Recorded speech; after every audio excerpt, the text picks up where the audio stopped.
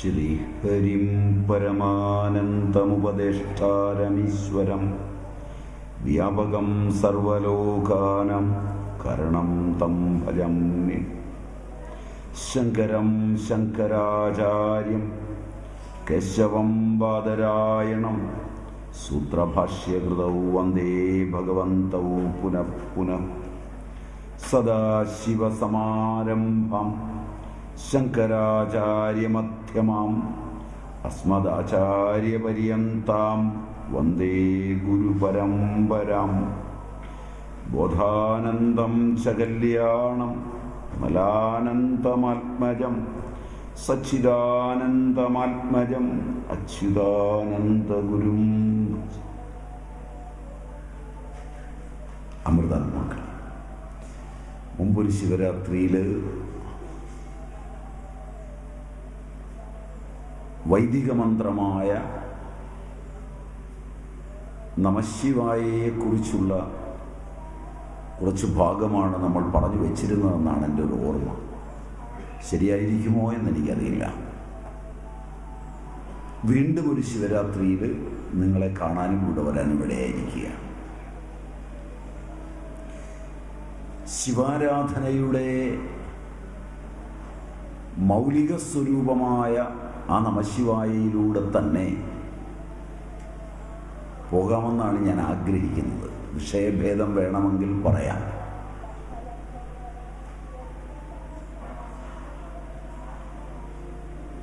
കാരണം എനിക്ക് പ്രത്യേകിച്ച് വിഷയമൊന്നും സംഘാടകർ തന്നിട്ടില്ല. തന്നാലും എങ്ങനെയും വളച്ചു തിരിച്ച് എനിക്കിഷ്ടമുള്ളതേ ഞാൻ പറയുള്ളൂ. എങ്കിൽ പോലും സഭാമര്യാദയുടെ പേരിൽ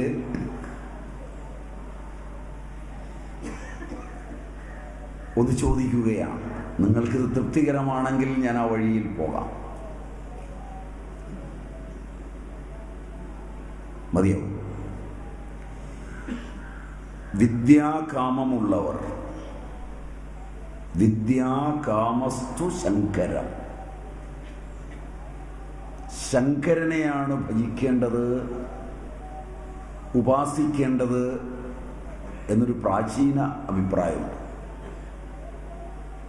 വിദ്യാകാമസ്തു ശങ്കരം, ഗിരീശനെ ഉപാസിക്കണം. ദേവാസുര മനുഷ്യേഷു യേ ഭജന്തി അശിവം ശിവം പ്രായസ്തേ ധനിനോ ഭോജ നതു ലക്ഷ്മ്യ പതിം ഹരിം. രാമാനുജനാണെന്ന് തോന്നുന്നു.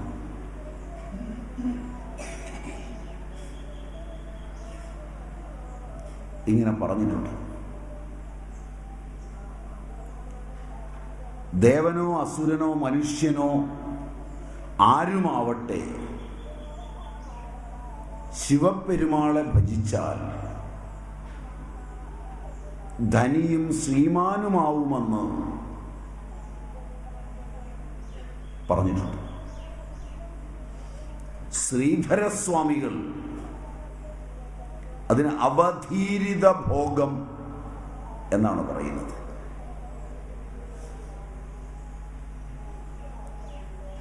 ഹരിയെയാണ് ലക്ഷ്മിക്കായി കൊണ്ട് ഭജിക്കുന്നത്.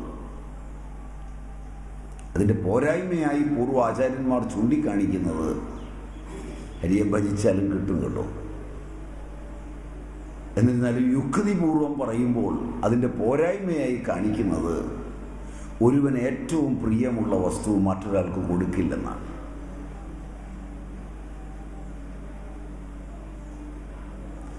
ധനം ത്യജിച്ചവൻ്റെ അടുക്കൽ നിന്ന് ധനം വാങ്ങിക്കുമ്പോൾ ഉത്തമ ധനം കിട്ടുമെന്നാണ്.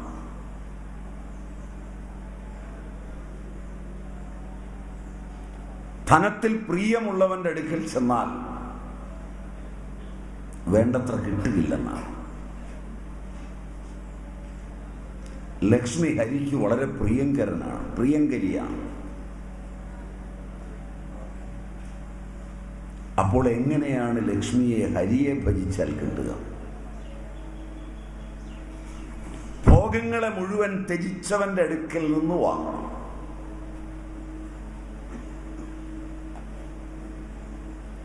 അതുകൊണ്ട് ഈ ശിവരാത്രിയിൽ ശിവോപാസനയുടെ ഭാരതീയമായ ഒരു അടിത്തറയിലൂടെ ഒന്ന് കടന്നു പോകുന്നത് ശരിയായിരിക്കുമെന്ന് തോന്നി. അതുകൊണ്ട് നിങ്ങളോട് അതിനെക്കുറിച്ച് പറയാം എന്ന് വിചാരിക്കുകയാണ് ഉണ്ടായത്. അതുകൊണ്ട് അകാമ സർവകാമോവ എന്ന പ്രസിദ്ധി അനുസരിച്ച് അകാമനായ ശിവനെ വിശേഷ കാമനകളിൽ ഹരിയെ ഭജിച്ചാലും മതി, സാമാന്യ കാമനകളിൽ പോരാ. അകാമനായിരിക്കുന്ന ശിവനെ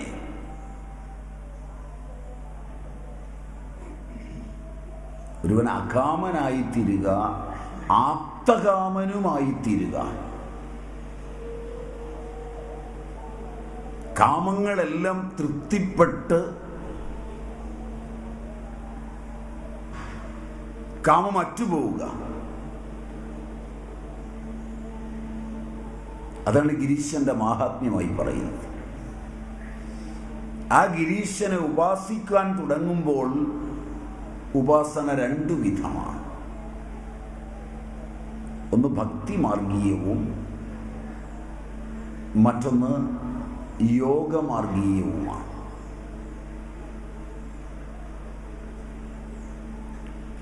യോഗമാർഗീയ ഉപാസന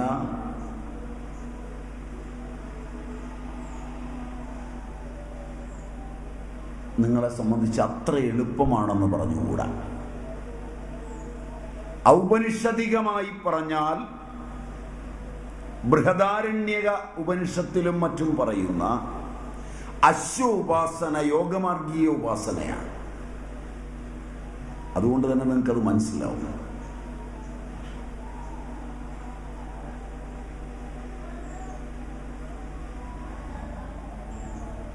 അതത്ര എളുപ്പമല്ല. അതുകൊണ്ട് ഞാനത് ചർച്ച ചെയ്ത് എളുപ്പമല്ലാത്ത ഒന്ന്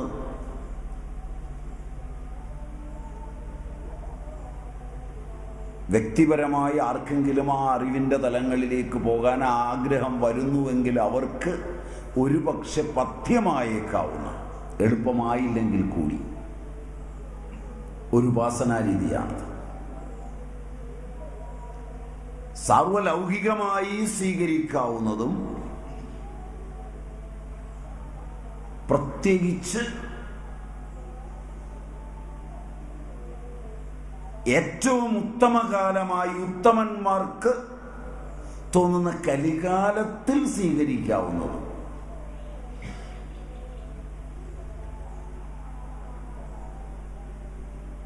ഇത് കലികാലമാണ്, സകല ദോഷങ്ങളുടെയും കാലമാണ്. ഇതിങ്ങനെയൊക്കെയാണ് എന്ന് വിചാരിക്കുന്നവരുണ്ടെങ്കിൽ എന്നെ കേൾക്കരുത്. അവർ രക്ഷപ്പെടുകയില്ലാത്തവരാണ്. ഇത് കലികാലമാണ്, ഉത്തമ കാലമാണ്. നന്മയിലേക്ക് പോകാൻ ആഗ്രഹിക്കുന്നവന് ഒറ്റ നോട്ടത്തിൽ നന്മയിലേക്ക് പോകാൻ പറ്റുന്ന വിധം ലോകം പുറത്ത് മായാവൃത ചേതസ്സായി നിൽക്കുകയാണ്. ഈശ്വരപരമായി പോകാൻ എളുപ്പമാണ്, ഒരു ജപം കൊണ്ടുപോലും മോക്ഷം കിട്ടുന്ന കാലമാണ് എന്ന് വിശ്വസിക്കുന്ന പുണ്യാത്മാക്കൾ ഉണ്ടെങ്കിൽ അവരിത് കേട്ടാൽ പ്രയോജനപ്പെടും.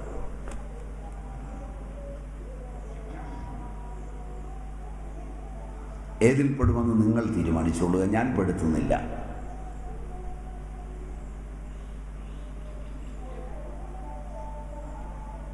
കലിയാണ് ഏറ്റവും നല്ല കാലം. വസ്തുക്കളൊന്നും സംഭരിക്കേണ്ട, തപസ് വേണ്ട. ഈശ്വരാനുഗ്രഹത്തിനും മോക്ഷത്തിനും സത്യയുഗത്തിൽ തപസ് വേണം. വർഷങ്ങളുടെ തപസ്സുകൊണ്ടേ ഈശ്വരാനുസന്ധാനം സാധിക്കും. കൃതയുഗത്തിൽ യജ്ഞകർമാദികൾ വേണം, ദ്വാപരത്തിലും അതിന് ഒരുപാട് സംഭാരങ്ങൾ വേണം.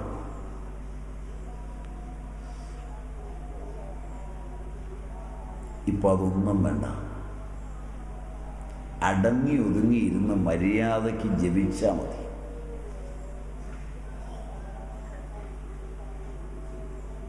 ഇനി തീരുമാനിച്ചോളൂ ഏതാണ് നല്ല യുഗമെന്ന്.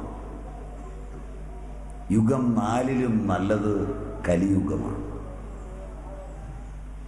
എല്ലാവർക്കും അല്ല കേട്ടോ.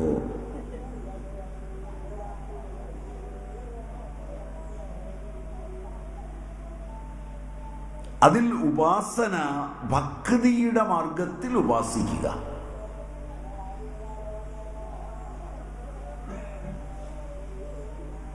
സകളവും നിഷ്കളവുമായ ഭക്തിമാർഗ ഉപാസന വീണ്ടും രണ്ടുണ്ട്. ശിവനെയും കൃഷ്ണനെയും വിഷ്ണുവിനെയും രാമനെയും ഒക്കെ നിങ്ങൾക്ക് ഉപാസിക്കാം. നിരാകാര ഉപാസനയായ പ്രണവ ഉപാസനയും ആകാം. ഉപാസനകൾ ഒട്ടേറെയുണ്ട്. വൈദികി പറയുന്ന മന്ത്ര ഉപാസന ഏറ്റവും ശ്രേഷ്ഠമായത് പഞ്ചാക്ഷരവും ഷഡക്ഷരവുമാണ്. നമ്മൾ ഷഡക്ഷരത്തിൻ്റെ വഴിയെ പോകാമെന്നാണ് ആഗ്രഹിക്കുന്നത്. ഓം ഓം നമഃ ശിവായ.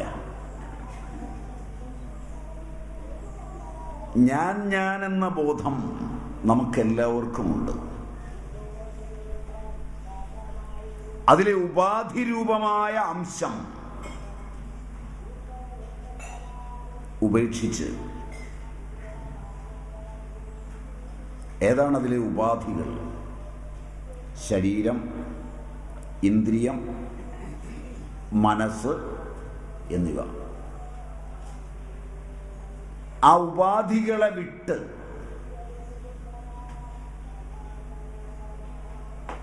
അന്യബാഹ്യ വിഷയചിന്തനമില്ലാതെ ശബ്ദ സ്പർശ രൂപ രസ ഗന്ധാദികളാകുന്ന ബാഹ്യാർത്ഥങ്ങളെ വിട്ടിട്ട് വൃത്തിയുണ്ടാകുമോ എന്ന് നോക്കുക. അതിനായി കുറച്ചു നേരം ഒന്നിരുന്ന് നോക്കുക. അല്പനേരം ഇരുന്നാൽ ക്ഷിപ്തങ്ങളും വിക്ഷിപ്തങ്ങളും മൂഢവും ഒക്കെ ഉണ്ടാവും. വിക്ഷിപ്ത വൃത്തികളിൽ നിരോധവും ഉണ്ടാവും.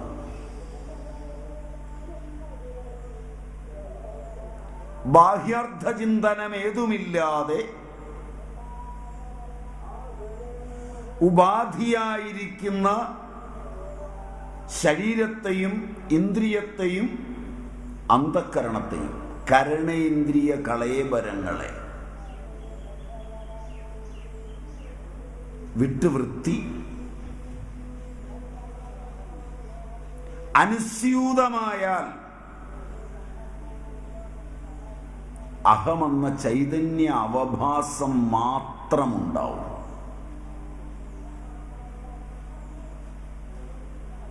ആ വൃത്തിപ്രവാഹത്തെ ആചാര്യന്മാർ ബ്രഹ്മാകാര വൃത്തി എന്നാണ് പറയുക. അപ്പോൾ ബാക്കിയുള്ള വൃത്തികൾ ഉണ്ടായില്ലെങ്കിൽ ഞാൻ പൂർണ്ണനാണെന്ന് ബോധ്യപ്പെടും. പൂർണ്ണോഹം സച്ചിദാനന്ദോഹം ധന്യോഹം ധന്യോഹം കൃതകൃത്യോഹം എന്നിങ്ങനെ ഉണ്ടാവും. ധന്യോ ധന്യ എന്നൊക്കെ ഉണ്ടാവും.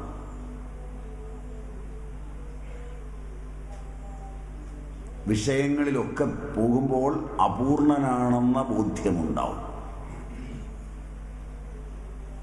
ബോധത്തെ പരിമിതപ്പെടുത്തുന്നത് വിഷയജാലങ്ങൾ മാത്രമാണ്. വിഷയജാലങ്ങളിൽ നിന്ന് വിട്ടാൽ ധന്യോഹം ധന്യോഹം ധന്യോ ധന്യഃ പുനർധന്യഃ. പഞ്ചദശിയൊക്കെ ഇങ്ങനെ ചൂണ്ടിക്കാണി. പഞ്ചദശിക്കും മൂലമായ ആത്മബോധ ഉപനിഷത്തും ഇങ്ങനെ പ്രതിപാദിച്ചിട്ടുണ്ട്.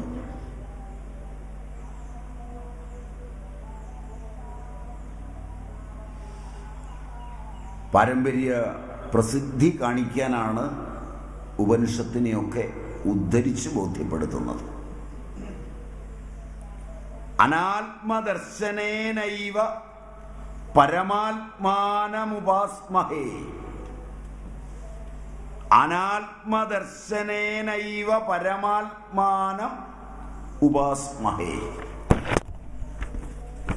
അതില് ആ പരമാത്മ ഉപാസനയിൽ ഏറ്റവും മുഖ്യമായ വൈദിക ഉപാസനാരീതിയാണ്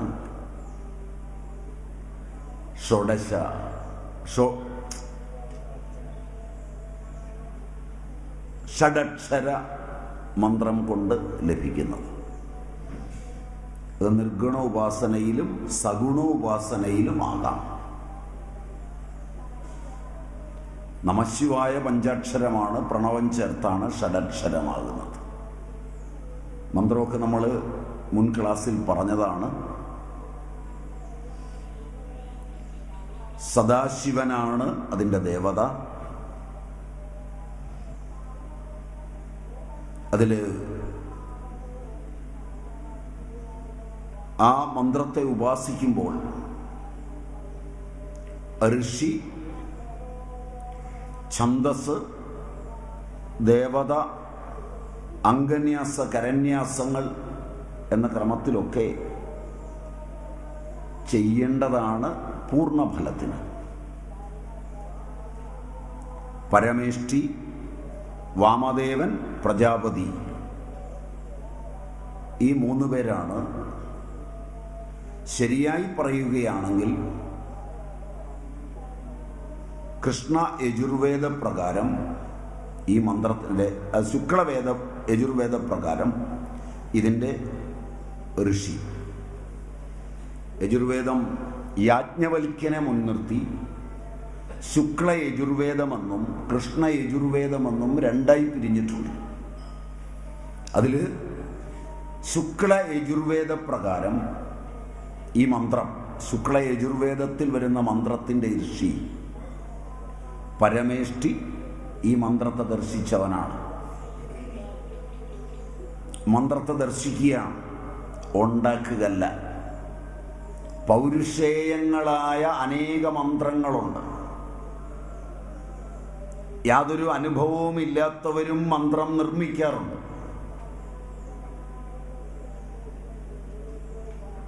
അതൊന്നും വൈദിക മന്ത്രം പോലാവില്ല. വൈദിക മന്ത്രത്തിൽ ഏറ്റവും പ്രസിദ്ധങ്ങളായ 2 മന്ത്രങ്ങൾ, ഒന്ന് പഞ്ചാക്ഷരിയും 2 ഗായത്രിയുമാണ്. മന്ത്രമാതാവായ ഗായത്രിയുമാണ്.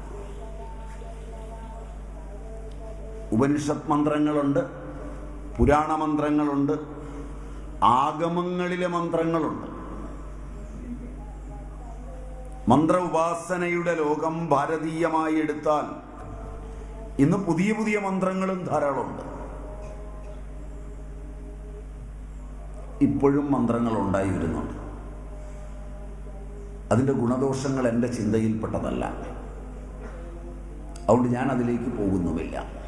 ഉണ്ട് എന്ന് നിങ്ങളെ അറിയിച്ചു എന്ന് മാത്രം. നിങ്ങൾക്കും അറിയാം, എല്ലാവർക്കും അറിയണമെന്നില്ല. അതുകൊണ്ട് മന്ത്രദ്രഷ്ടാവ് മന്ത്രം ദർശിച്ചു എന്ന് പറഞ്ഞാൽ ആ ദേവതയെ ദർശിച്ചു എന്നാണ് അർത്ഥം. മാംസചക്ഷുസ്സുകൊണ്ടോ ദിവ്യ ചക്ഷുസ്സുകൊണ്ടോ ഒക്കെ ദർശിക്കാം.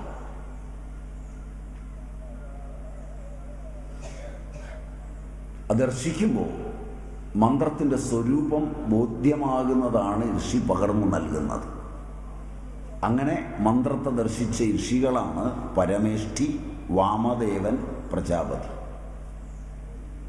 ശുക്ല യജുർവേദ പ്രകാരം.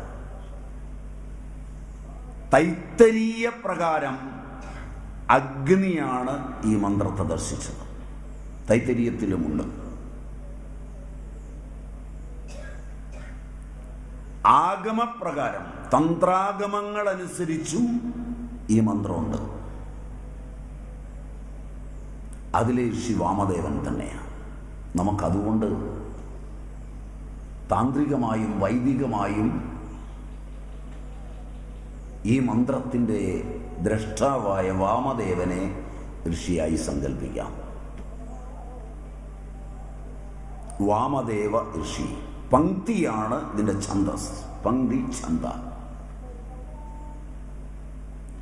സദാശിവനാണ് ദേവത. സദാശിവോ ദേവത.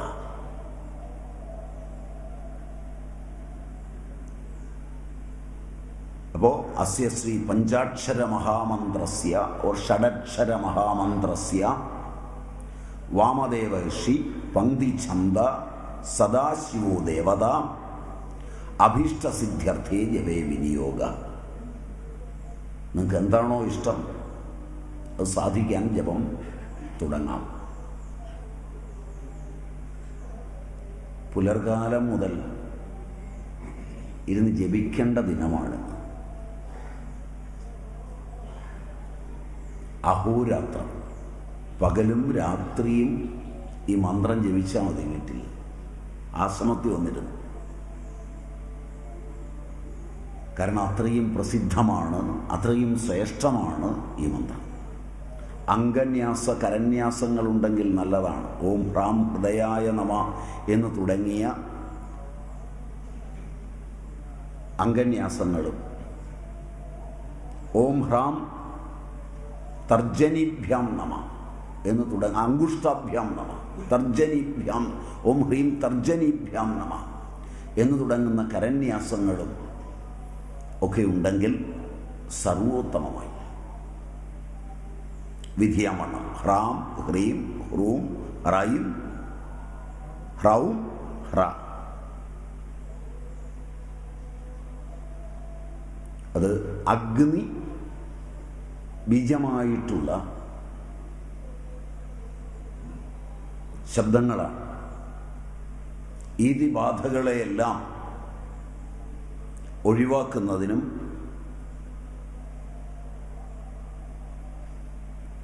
പ്രപഞ്ചലക്ഷണയായിരിക്കുന്ന മായയിലേക്ക് വഴുതി വീഴാതിരിക്കുന്നതിനും തിരോധാനകാരകനായിരിക്കുന്ന ശിവനെ അനുഭവിക്കുന്നതിനും പര്യാപ്തമാണ്. മന്ത്രം അതിൻ്റെ പൂർണ്ണരൂപത്തിൽ, അതും കഴിഞ്ഞ തവണ പറഞ്ഞതാണെന്നാണ് എൻ്റെ ഓർമ്മ, എങ്കിലും തുടങ്ങാൻ പുതിയ ആളുകളും ഉണ്ടാകുമല്ലോ എന്നോർത്താണ് ഞാനൊന്ന് സൂചിപ്പിക്കുന്നത്. അതിലപ്പുറം അതിന് പ്രസക്തിയില്ല. അതുകൊണ്ടാണത് കൂടുതൽ വിശദീകരിക്കാതെ പോകുന്നത്. നമ ശംഭവേച്ച മയോഭവേച്ച എന്നിങ്ങനെ കാണുക പാഠം. മാധ്യന്തിന പാഠമെടുത്താൽ നമശംഭവായച്ച. വ്യത്യാസം നോക്കണം. നമ ശംഭവേച്ച അത് കാണുക പാഠമാണ്. ശുക്ല യജുർവേദത്തിന് കാണുക പാഠമെന്നും മാധ്യന്തിന പാഠമെന്നും രണ്ട് പാഠങ്ങളുണ്ട്. മാധ്യന്തിന പാഠമാണ് ഈ മന്ത്രത്തിന് നമ്മൾ സ്വീകരിക്കുന്നത്. ഈശാവാസ്യാദി ഉപനിഷത്തുകളും അതുകൊണ്ട് കാണുക പാഠത്തിലും മാധ്യന്തിന പാഠത്തിലും വ്യത്യാസപ്പെട്ടാണ് ഇരിക്കുന്നത്. അസൂര്യാനാമതേ ലോകാഹ, അസൂര്യാനാമതേ ലോകാഹ, ഇങ്ങനെ രണ്ട് തരത്തിലത് പറയാം. അരവിന്ദ മഹർഷിയെ പോലുള്ളവർ അവിടെ മാധ്യന്തിന പാഠമാണ് ഈശാവാസ്യത്തിന് സ്വീകരിച്ചതെങ്കിൽ ശങ്കരാചാര്യരെയും നാരായണ ഗുരുദേവനെയും ഒക്കെ പോലുള്ളവർ സ്വീകരിച്ചത് കാണുവ പാഠമാണ്.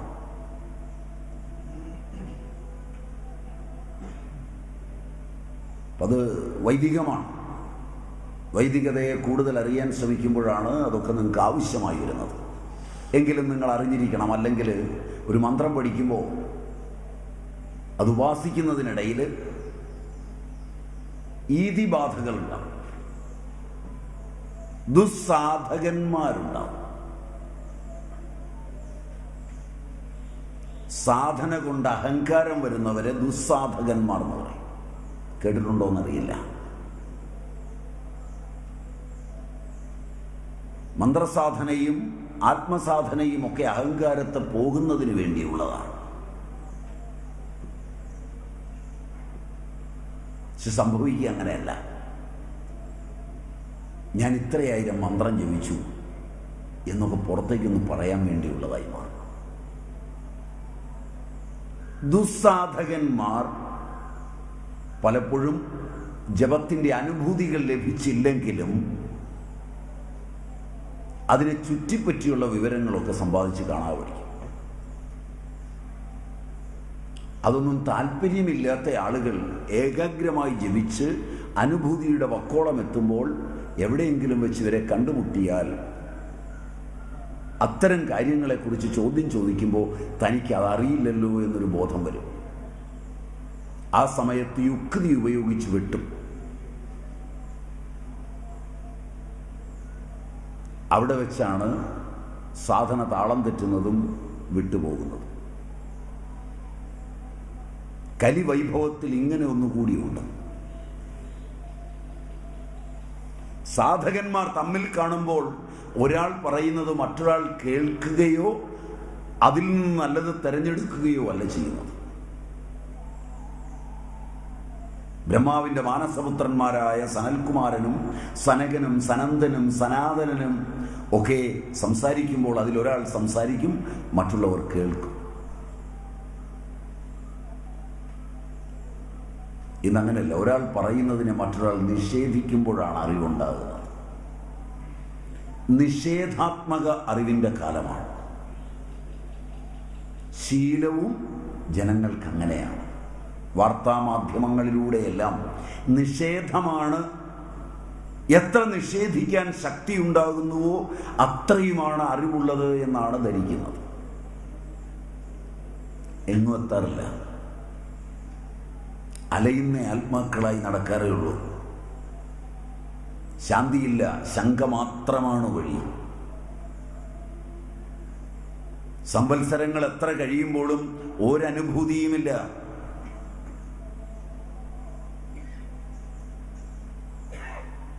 അതുണ്ടാകാതിരിക്കണമെങ്കിൽ ഉത്തമ സാധനയും അറിയണം. വഴിയിൽ ദുസ്സാധകന്മാരുമായി കണ്ടെത്തുമ്പോൾ ഭാഗ്യം കൊണ്ട് മറ്റ് കാര്യങ്ങൾ വന്ന് കൃത്യാന്തര ബാഹുല്യം കൊണ്ടോ മറ്റ് കാര്യങ്ങൾ കൊണ്ടോ അയാളെ പ്രകൃതി വേറൊരു ഇരയെ കിട്ടിയതിൻ്റെ പുറകെ വിട്ടോ രക്ഷപ്പെടുത്തിയാൽ അത് ഈശ്വരാനുഗ്രഹമാണ്. മനസ്സിലായോ പറഞ്ഞതെന്നറിയില്ല. ആശ്രമത്തിലേക്ക് കയറി വരുന്നത്, അവിടെ വേറൊരാളിങ്ങനെ നോക്കിയിരിക്കുകയാണ്. വന്നപ്പോഴേ എന്താ പരിപാടി? നാമം ജപിക്കുക. ജപിക്കാൻ അറിയാവോ? ശങ്കയെ ഇപ്പം ദൈവാധീനത്തിന് നമ്മോട് ചോദിക്കാൻ ഒരുങ്ങിയപ്പോഴേക്ക് വേറൊരാൾ വന്നു ഏറ്റു. ഇവർ രണ്ടും ഒന്ന് പോയാൽ നമുക്ക് നാമം ജപിച്ച് അതിന് ചുറ്റും നടക്കാം. മനസ്സിലായില്ല? യുക്തി കൊണ്ടൊന്നും അല്ല ഇത് അനുഭവിക്കുന്നത്. ഇതിനൊരു പാരമ്പര്യത്തിൻ്റെ അനുഭൂതി സത്തയുണ്ട്. അതിൻ്റെ ശാന്തി വാചാമഗോചരമാണ്. അതുകൊണ്ട് ചില്ലറ കാര്യങ്ങളും കൂടെ അറിയുന്നത് നല്ലതാണെന്ന് മാത്രം. അറിഞ്ഞിട്ടൊരു കാര്യമില്ല. നല്ലതാണെന്ന് പിന്നെ പറഞ്ഞത് ഈ ദുസ്സാധന ഉള്ളവരിൽ നിന്ന് രക്ഷപ്പെടാനുള്ളൊരു കവചം. ചോദിച്ചാൽ എന്തെങ്കിലും ഒന്ന് പറഞ്ഞ് തടിതപ്പണല്ലോ. അത് ശരിയുമായിരിക്കാം, അല്ലെങ്കിൽ അതേ പിടിച്ച് തൂങ്ങും. അതിന് മാത്രം. അല്ലെങ്കിൽ മാധ്യന്തിനമെന്നും കാണുമെന്നും ഒന്നും പഠിക്കേണ്ട കാര്യമൊന്നുമില്ല കാര്യമായിട്ട്. എങ്കിലും അറിഞ്ഞിരിക്കണം, ഭാരതീയ സംസ്കൃതിയല്ലേ. നമ്മളിവിടെ ഉപയോഗിക്കുന്ന മാധ്യന്തിന പാഠമാണ്. ആ മാധ്യന്തിന പാഠമനുസരിച്ച് ഓം നമ ശംഭവായ ച മയോഭവായ ച, കാണുപാഠമനുസരിച്ച് നമ ശംഭവേ ച മയോഭവേ ച. ഇതാണ് ആ വ്യത്യാസം. അപ്പോൾ നമുക്ക് മന്ത്രം മുഴുവൻ നോക്കാം. നമ ശംഭവായ ച മയോഭവായ ച നമ ശങ്കരായ ച മയസ്കരായ ച നമ ശിവായ ച ശിവതരായ ച. ഇതാണ് പൂർണ്ണമന്ത്രം. എഴുതുകയാണോ? എഴുതുകയാണ്. നമ ശംഭവായ ച മയോഭവായ ച നമ ശങ്കരായ ച മയസ്കരായ ച നമ ശിവായ ച ശിവതരായ ച. ഇത് മാധ്യന്തിന പാഠം. അതിലെ വായ എന്ന് വരുന്നിടത്തെല്ലാം ശംഭവേ മയോഭവേ എന്നിങ്ങനെ മാറ്റിയാൽ അത് കാണുക പാഠമായി. അതാവശ്യമില്ല, നമ്മൾക്ക് മാധ്യന്തിനം പോയാൽ മതി. അതാണ് സാമ്പ്രദായികമായി എനിക്ക് നിങ്ങളോട് പറഞ്ഞു തരാൻ കൃത്യമായി അറിയുന്നത്. അതിൽ ച ചകാര നമ, ച സമുച്ചയാർത്ഥമാണ്, എല്ലാം ചേർത്ത് വരുന്നതാണ്. ആഗമങ്ങളിലും ഈ മന്ത്രം തന്നെയാണുള്ളത്.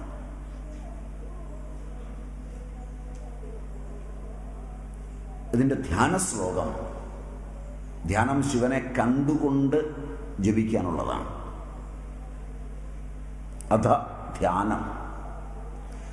ധ്യായേന്നിത്യം മഹേശം രജതഗിരിനിഭം ചാരുചന്ദ്രാവതംസം രത്നാകൽപ്പോജ്വലംഗം പരശുമഭയദം ഭീതിഹസ്തം പ്രസന്നം പത്മാസീനം സമന്തത് സ്തുതമരഗണൈവ്യഘ്രകൃത്യം വസാനം വിശ്വാദ്യം വിശ്വവന്ദ്യം നിഖിലഭയഹരം പഞ്ചവക്ത്രം ത്രിനേത്രം.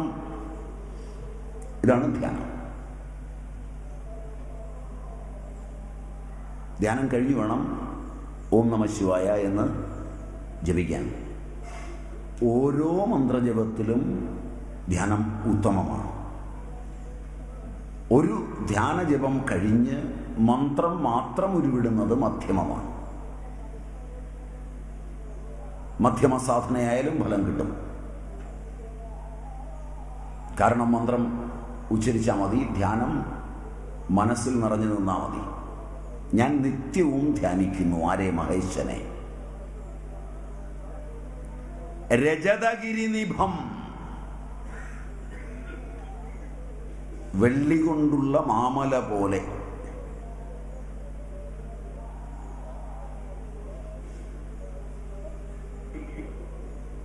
സുന്ദരേന്ദു രൂപനായ ചാരുചന്ദ്രാവതംസമായ ആ ശിവനെ ഞാനിതാ ധ്യാനിക്കുന്നു. അദ്ദേഹത്തിൻ്റെ അവയവങ്ങൾ ഉജ്ജ്വലങ്ങളായ രത്നം പോലെ കാണപ്പെടുന്നു, കൽപ്പിക്കപ്പെടുന്നു. ഉജ്ജ്വലങ്ങളായ അംഗങ്ങൾ രത്നം പോലെ കൽപ്പിക്കപ്പെടുന്നു എന്നും എടുക്കാം. പരശു, മൃഗം, വരാഭയങ്ങളായ ഹസ്തങ്ങൾ ഒക്കെയുള്ള പ്രസന്നനായ പത്മാസനയുക്തനായ ദേവതകൾ വാഴ്ത്തി സ്തുതിക്കുന്ന വ്യാഘ്രചർമാംബരം ധരിച്ചിട്ടുള്ള വിശ്വാദ്യനും വിശ്വവന്ദ്യനും സകല ഭയങ്ങളെയും ഹരിക്കുന്നവനും പഞ്ചവക്രത്തോടു കൂടിയവനുമായ ത്രിനേത്രനായ ശിവപെരുമാളെ ഞാൻ ധ്യാനിക്കുന്നു നിത്യവും, സദാ സർവദാ എന്നർത്ഥം. ധ്യാനം കഴിഞ്ഞാൽ ദേവതാ ശരീരമാണ് നമ്മൾ പറഞ്ഞ മന്ത്രം.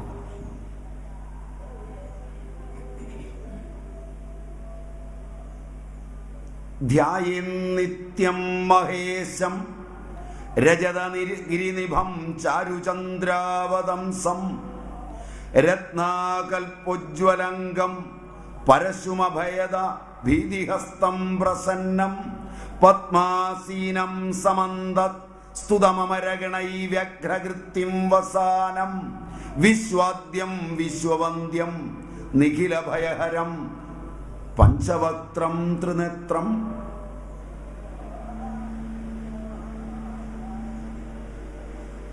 ഇനി നമുക്ക് മന്ത്രത്തിൻ്റെയും ധ്യാന ശ്ലോകത്തിൻ്റെയും ഒക്കെ ഭാരതീയ കൽപ്പനയുടെ അപൂർവം ചില മേഖലകളിലൂടെ മാത്രം സഞ്ചരിക്കാം ഈ ഉപാസനയെ സ്വീകരിക്കുമ്പോൾ. ഇത്രയും കാര്യം ഞാൻ കഴിഞ്ഞ ക്ലാസ്സിൽ വേറൊരു വാക്കുകൾ ഉപയോഗിച്ച് പറഞ്ഞിട്ടുള്ളതാണ്.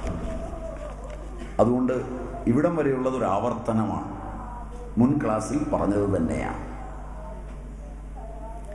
മറ്റു ദിശകളിൽ അതിലെ ആചാര്യ ശങ്കരൻ്റെ പ്രകൃഷ്ടകൃതിയായ മന്ത്രാക്ഷരങ്ങളെ വെച്ചുള്ള സ്തുതിയെ അവലംബമാക്കി കുറച്ച് പറയുകയും ചെയ്തിട്ടുണ്ട് എന്നാണ് എൻ്റെ ഓർമ്മ. റൈറ്റ്. നാഗേന്ദ്രഹാരായ ത്രിലോചനായ ഭസ്മാംഗരാഗായ മഹേശ്വരായ നിത്യായ ശുദ്ധായ ദിഗംബരായ തസ്മൈ നകാരായ നമഃശിവായ തുടങ്ങിയ ശ്ലോകങ്ങളെ അവലംബിച്ചാണ് നമ്മൾ ചെറുതായി പറഞ്ഞു വെച്ചതെന്നാണ് എൻ്റെ ഓർമ്മ. Am I right? നിങ്ങൾ മറന്നുപോയി എന്ത്? കൊല്ലം 2 തോന്നുന്നു. കഴിഞ്ഞ വർഷം ഞാൻ വന്നില്ല. കഴിഞ്ഞ വർഷം വേറൊരു പരിപാടിക്കാണ് വന്നത്, ശിവരാത്രിക്കല്ലെന്നാണ് എൻ്റെ ഓർമ്മ. കഴിഞ്ഞതിൻ്റെ മുമ്പിലത്തെ വർഷമാണ് നമ്മൾ വന്ന് ഇത് പറഞ്ഞു പോയതെന്നാണ് ഇതൊക്കെ എൻ്റെ ഒരു ഓർമ്മയാണ്. ഈ ഓർമ്മയ്ക്ക് തെറ്റുപറ്റാം. ഉണ്ടായിരുന്നവർ എല്ലാവരും പുതിയ ആളുകളാണോ?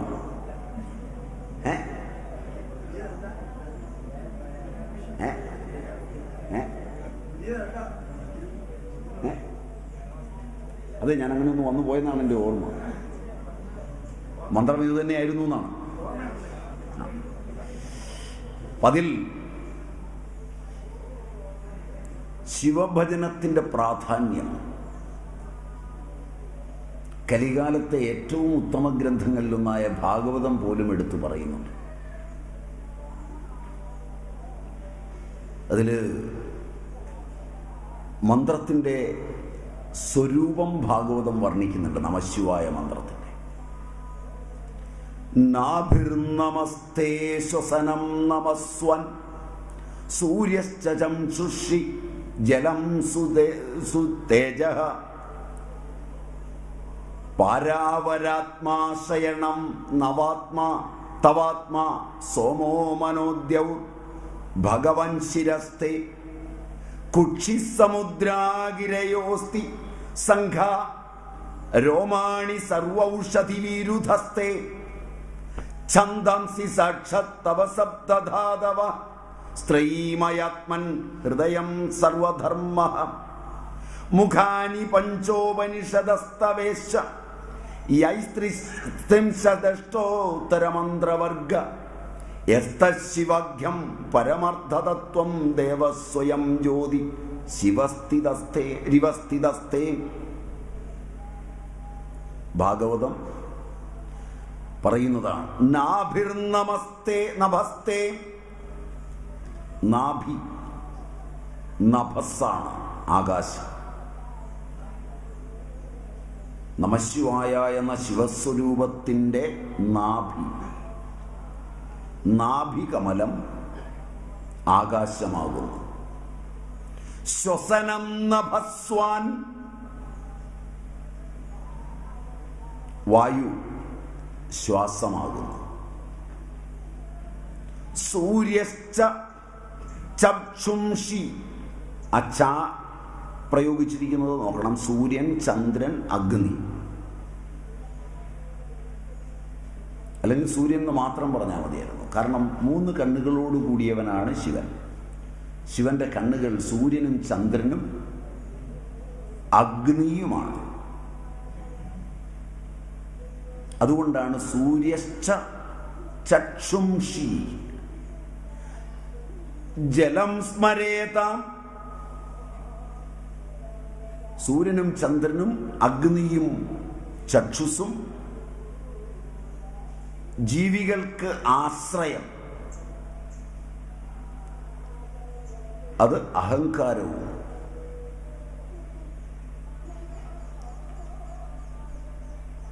പരാവരാത്മാശയണം തവാത്മാ, ജീവികളുടെ ആശ്രയം, ആത്മാശ്രയം.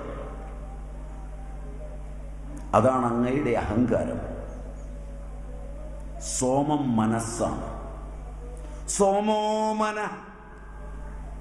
സോമോ മനോ ദ്യൗർ ഭഗവൻ ശിരസ്തേ, സ്വർഗമാണ് അങ്ങയുടെ ശിരസ്. ദൗലോകം, ദ്വിലോകം ശിരസ്. കുക്ഷി സമുദ്രം, സമുദ്രമാണ് കുക്ഷി, വയറ്. കുക്ഷി സമുദ്ര ഗിരയോസ്തി സംഘാഃ, പർവ്വതങ്ങൾ അങ്ങയുടെ അസ്ഥി കൂട്ടങ്ങളാകുന്നു. രോമാണി സർവൗഷധി വീരുധസ്തേ, അങ്ങയുടെ രോമങ്ങളാണ് ഔഷധികളും വിരുദ്ധകളും. പടർന്നു കയറുന്നവയും നേരെ നിൽക്കുന്നവയുമായ ഔഷധികളെല്ലാം അങ്ങയുടെ രോമങ്ങളാകുന്നു. രോമാണി സർവൗഷധി വീരുധസ്തേ ഛന്ദാംസി സക്ഷത് തവ സപ്തധാതവ, അങ്ങയുടെ രസം, രക്തം, മാംസം, മേധസ്, അസ്ഥി, മജ്ജ, ശുക്രം തുടങ്ങിയ 7 ധാതുക്കൾ 7 ഛന്ദസ്സുകളാകുന്നു. വൈദിക ഛന്ദസ്സുകൾ അനുഷ്ടുഭം, ത്രഷ്ടുഭം തുടങ്ങി 7 ഛന്ദസ്സുകൾ അങ്ങയുടെ 7 ധാതുക്കളാകുന്നു. ത്രൈമയാത്മൻ,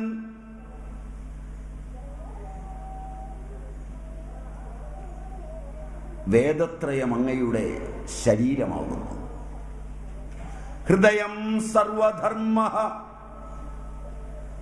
സർവധർമ്മങ്ങളും അങ്ങയുടെ ഹൃദയമാകുന്നു.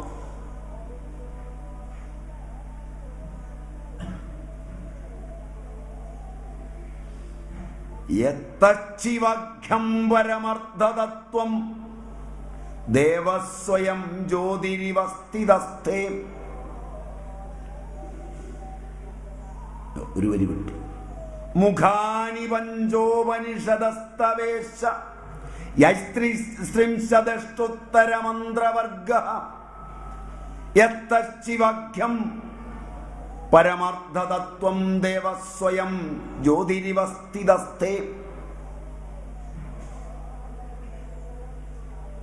വേദത്രയം അങ്ങയുടെ ശരീരം, ഹൃദയം സർവധർമ്മം, സദ്യോജാതൻ തുടങ്ങിയ 5 അങ്ങയുടെ മന്ത്രമുഖങ്ങളാകും. അക്ഷരങ്ങൾ അതിൽ നിന്നാണ് രൂപപ്പെടുന്നത്. നമഃശിവായ,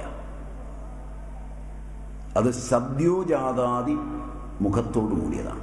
എവിടെയാണ് ഈ ശിവൻ ഇരിക്കുന്നത്?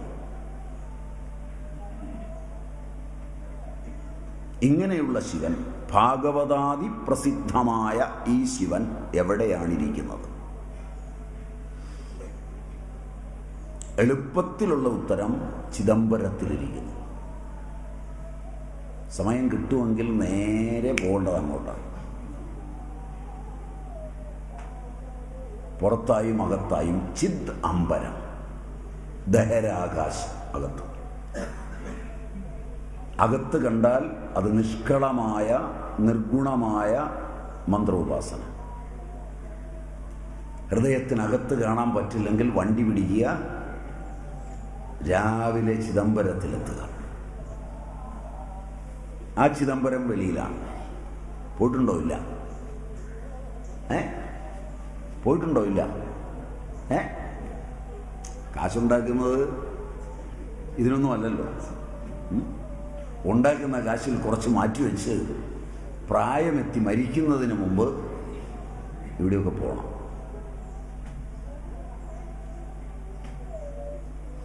ഒരു ശിവരാത്രിയിലെങ്കിലും അവിടെ ചെല്ലണം. എന്താണ് അവിടെ നടക്കുന്ന ചടങ്ങുകളെന്ന് നോക്കണം. ഈ നമശിവായയുടെ വ്യാഖ്യാനം തന്നെയാണ് എല്ലാ ചടങ്ങും. ചിദംബരനാഥനാണ് ശിവൻ.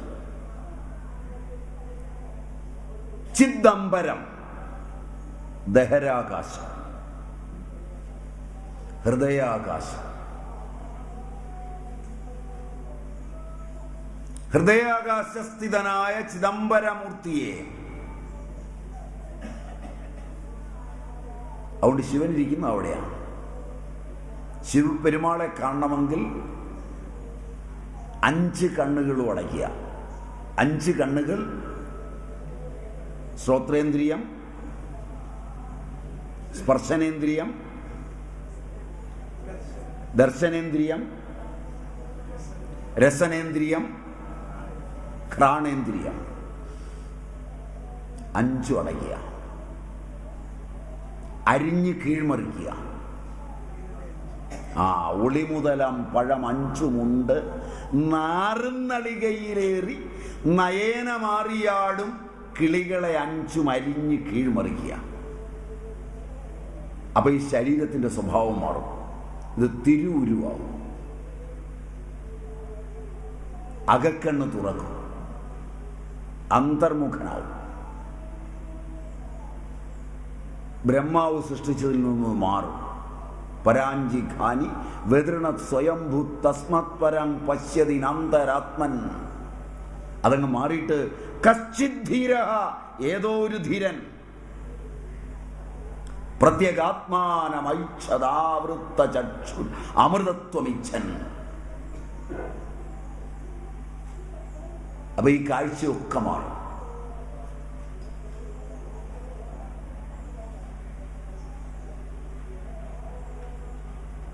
കണ്ണിനെ അരിഞ്ഞു മടക്കുക.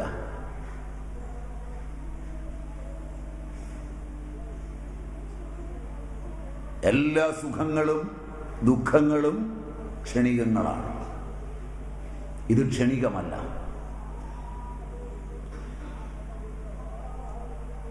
അപ്പോൾ ഈ പ്രപഞ്ച വിന്യാസങ്ങളോടുകൂടി ആകാശവും വായുവും അഗ്നിയും സൂര്യചന്ദ്രന്മാരും നക്ഷത്രരാശികളും എല്ലാം ചേർന്ന് നടത്തുന്ന സനാതന നൃത്തം യാതൊന്നാണോ ശിവപെരുമാൾ താണ്ഡ്യ ഋഷിക്ക്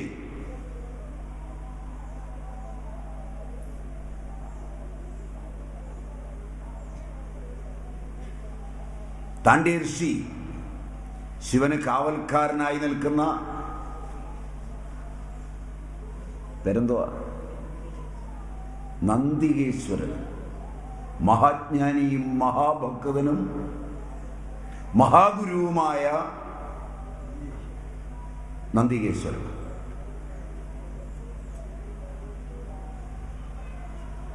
മാഹേശ്വര സൂത്രങ്ങൾക്ക് മഹാഭാഷ്യം രചിച്ച നന്ദികേശ്വരന് പെരുമാളുടെ ഡമരുവിൽ നിന്നുണ്ടാകുന്ന ശബ്ദങ്ങളിൽ നിന്ന് വ്യാകരണ സൂത്രം രചിച്ചുവെങ്കിൽ മഹാവ്യാകരണ ഭാഷ്യം മാഹേശ്വര സൂത്രത്തെ അവലംബിച്ച് രചിച്ച പണ്ഡിതോത്തമനായ നന്ദികേശ്വരന് പെരുമാൾ ഉപദേശിച്ചു കൊടുത്ത നൃത്തലക്ഷണം അത് താണ്ഡ്യൻ ഭരതൻ ഉപദേശിച്ചു കൊടുത്തത് കൊണ്ടാണ് താണ്ഡവം എന്ന് പേർ വരുന്നത്.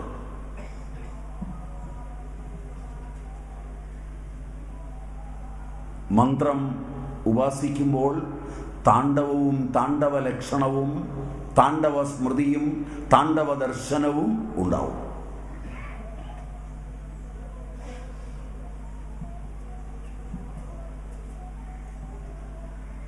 രാവണൻ ഒരു ശിവരാത്രിയിൽ കണ്ടാണ് എഴുതിയത്. ജടാകടാഹ സംഭ്രമം ഭ്രമം നിലിംബ നിച്ഛരി വിലോല വീചി വല്ലരി. കാണാൻ പറ്റും. ആ അംഗചലനങ്ങളെല്ലാം പ്രപഞ്ച ചലനമാണ്. ലോക ജനതയ്ക്ക് ഭാരതം നൽകിയ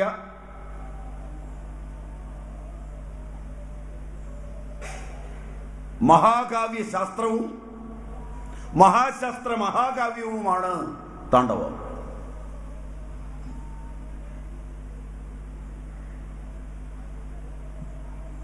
അത് കാണുന്ന ദിനമാണ് ശിവരാത്രി. ഈ രാത്രിയിൽ കാണണം. കണ്ടില്ലെങ്കിൽ കണ്ണുകൾ ചൂഴ്ന്നു കളയണം.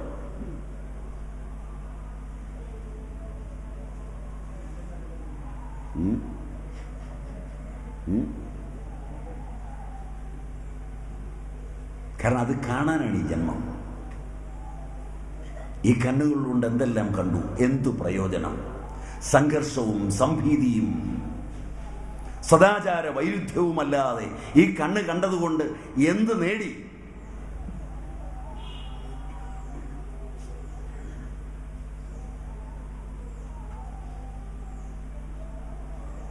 ആശാൻ പറഞ്ഞ പോലെ കണ്ണേ മടങ്ങുക, കരിഞ്ഞു മലിഞ്ഞു ആശു മണ്ണാകും ഈ മലര് വിസ്മൃതമാകും ഇപ്പോൾ, എണ്ണിയിടുക ആർക്കും ഇത് തൻ ഗതി. ഇത് കണ്ടുകൊണ്ടിരുന്നിട്ട് എന്താ കാര്യം? മാറി മാറി കണ്ടിട്ടെന്താ കാര്യം? ദൃഷ്ടനഷ്ടമായി ജഗത്. അതാണ് ആശാൻ ഉദ്ദേശിക്കുന്നത്. നഷ്ടമായി ജഗത്. അതിനെ കണ്ട് കണ്ട് കണ്ണിനെ ക്ഷയിപ്പിക്കുന്നതിന് മുമ്പ് സജീവമായൊരു കാഴ്ചയ്ക്ക് അന്തരിന്ദ്രിയ ദൃഷ്ടി തുറന്ന് ശിവപെരുമാന്റെ ആനന്ദ നടനം കാണാൻ, അനവദ്യ നടനം കാണാൻ, മഹാതാണ്ഡവ മഹാനടനം കാണാൻ അതിന് തയ്യാറാക്കേണ്ട രാത്രി.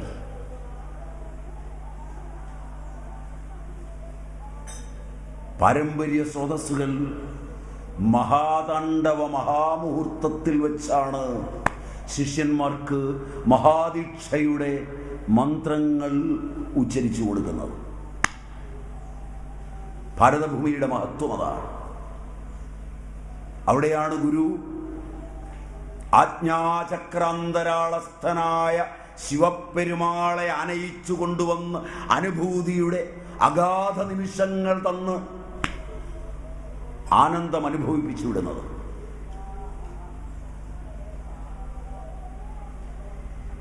എന്നിട്ട് മന്ത്രം ഉപാസിക്കുമ്പോഴാണ് ശിവടമരുവിൽ നിന്ന് മന്ത്രപ്രഘോഷം സദാ കണ്ഠങ്ങളിൽ മുഴങ്ങുന്നത്, വിശുദ്ധിയിൽ മുഴങ്ങുന്നത്. കർണങ്ങളിൽ എന്നല്ല ഞാൻ പദം ഉപയോഗിച്ചത്.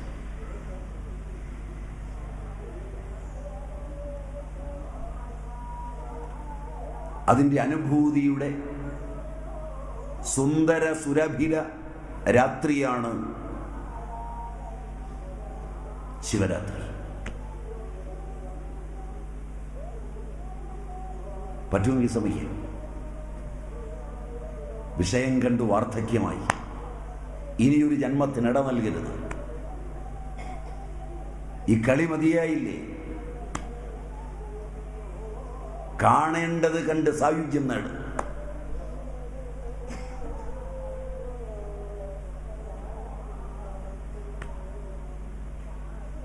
അത് വളരെ ഭംഗിയായാണ് ഭാരതീയ ഐതിഹാസികത നിങ്ങളോട് പറയുന്നത്. അപ്പൊ എവിടെയാണ് ശിവൻ?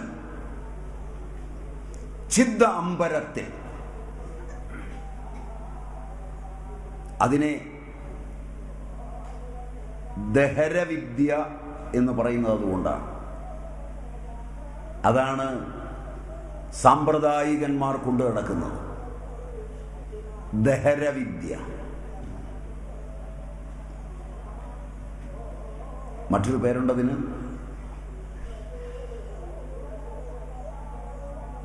ദഹരവിദ്യ. പക്ഷി പറക്കുന്നത് പോലെയുള്ള വിഹംഗമ മാർഗത്തിൽ പോകുന്ന വിദ്യ. ആ വിദ്യ ഉപനിഷത്തുകളും മറ്റും ഗംഭീരമായി പറയും.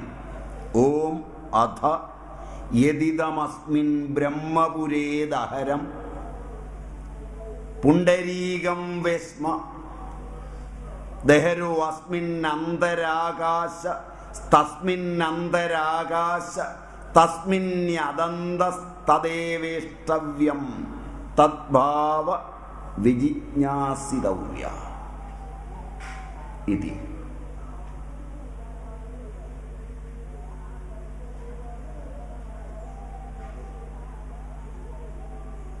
ഉപനിഷത്ത് പറയുന്നതാണ്. ഏതൊന്നിനെയാണ് അറിയേണ്ടത്? ബ്രഹ്മപുരത്തിൽ, ദഹരാകാശത്തിൽ, ഹൃത്പുണ്ടരീകത്തിൽ.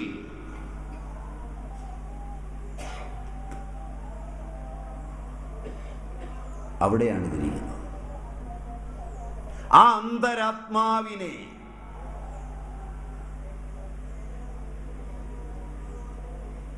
കാണുക, അതാവുക.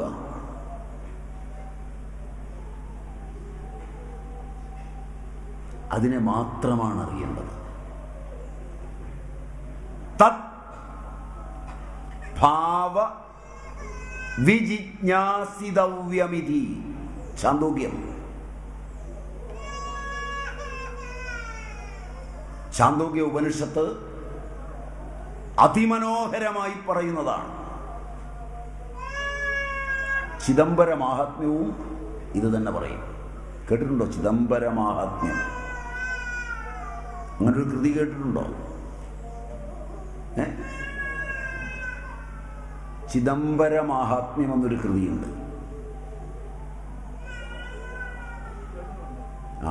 ബാഹ്യ ചിദംബരത്തെ കുറിച്ചുള്ളതാണ്, പക്ഷേ ആന്തര ചിദംബരത്തെ കുറിച്ചാണ് പറയുന്നത്. ദഹ്രം വിപാപം പരവേസ്മഭൂതം ഹൃത്പുണ്ടരീകം പുരമധ്യസംസ്ഥം തഥാവിദഹ്രം ഗഗനം വിശോകം തസ്മിന്യദം തസ്തദുപാസിതവ്യം.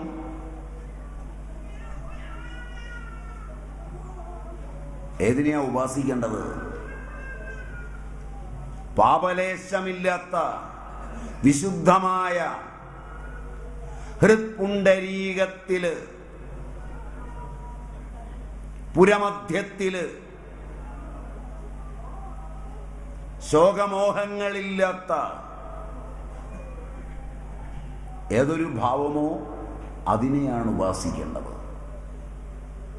ദഹ്രം വിഭാവം പരവേസ്മഭൂതം ഹൃത്പുണ്ടരീകം പുരമധ്യസംസ്ഥം തഥാവിദഹ്രം ഗഗനം വിശോകം തസ്മിന്യദം തസ്തദുപാസിതവ്യം. ഏതൊന്നാണോ ആ ഒന്നിനെ, അതിനെയാണ് ഉപാസിക്കേണ്ടത്. അതിൻ്റെ വിശ്വരൂപം എന്താണ്? ഭാരതീയർക്ക് ഇത് ഹൃദയത്തിലിരുന്നാൽ പോരാ. ഹൃദയത്തിലുള്ള എല്ലാത്തിനും ബാഹ്യമായ രൂപമുണ്ട്. ബാഹ്യമായ രൂപം വരാത്തതൊന്നും ഹൃദയത്തിലുണ്ടാവുകയോ ശബ്ദരൂപത്തിലുണ്ടാവുകയോ ചെയ്യില്ല. അതുകൊണ്ട് ഭാരതീയ ഋഷിമാർ സദാ ഉപാസിക്കുവാൻ ബാഹ്യത്തിലും അത് കാണാൻ ഇഷ്ടപ്പെട്ടു.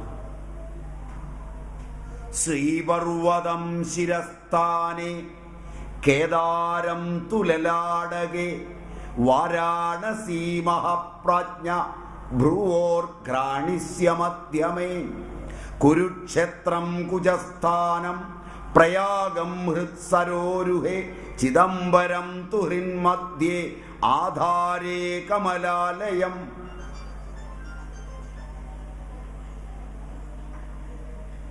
ഇങ്ങനെയാണ് അവർ ശിവപെരുമാളെ കണ്ടത്. നേരത്തെ ഭാഗവതത്തിൽ നമ്മൾ കണ്ടു, നാഭി എന്താണ്, കണ്ണെന്താണ്, ഇല്ലേ? ഇത് കുറച്ചുകൂടെ താന്ത്രിക യുക്തിയിലേക്ക് മാറിയിട്ടുണ്ട്. തന്ത്രാഗമ രീതിയിൽ കാണുന്നവർക്ക് ശ്രീപർവതം ശിരസ്ഥാനെ കേദാരം തുലലാടകെ വാരാണസീ മഹാപ്രാജ്ഞ ഭ്രുവോർഘ്രാണിസ്യ മധ്യമേ കുരുക്ഷേത്രം കുജസ്ഥാനം പ്രയാഗം ഹൃത്സരോരുഹേ ചിദംബരം തു ഹൃന്മധ്യേ ആധാരേ കമലാലയം.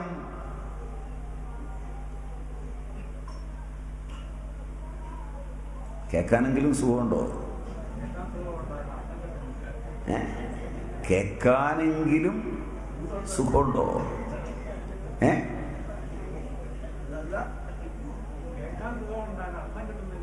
അത് രണ്ടാമത്തെ കാര്യമാണ്.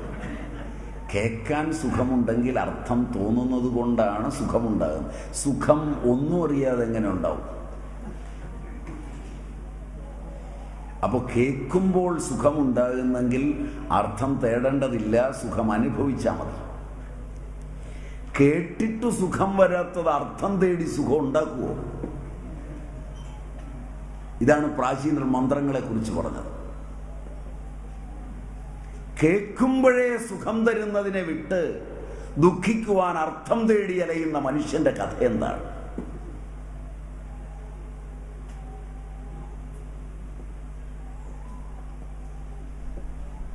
നിങ്ങൾക്ക് എന്നോട് എന്തു തോന്നുമെന്ന് എനിക്കറിയില്ല.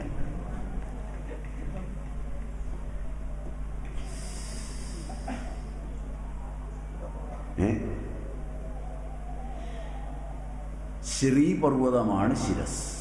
ശ്രീപർവതം ശിരസ്ഥാനേ. ശ്രീപർവതം ശിരസാകുന്നു, കേദാരം നെറ്റിത്തടമാകുന്നു. അപ്പൊ ശ്രീപർവതം ഏതാണെന്ന് ഞാൻ പറയണ്ടല്ലോ. ഉത്തുംഗ ഹിമവാൻ. അതിൽ നെറ്റിത്തട സ്ഥാനത്ത് കേദാരം വരും. കേദാരത്തിലാണ് നിങ്ങളെ നെറ്റിത്തടം കാണാൻ പോകുന്നത്.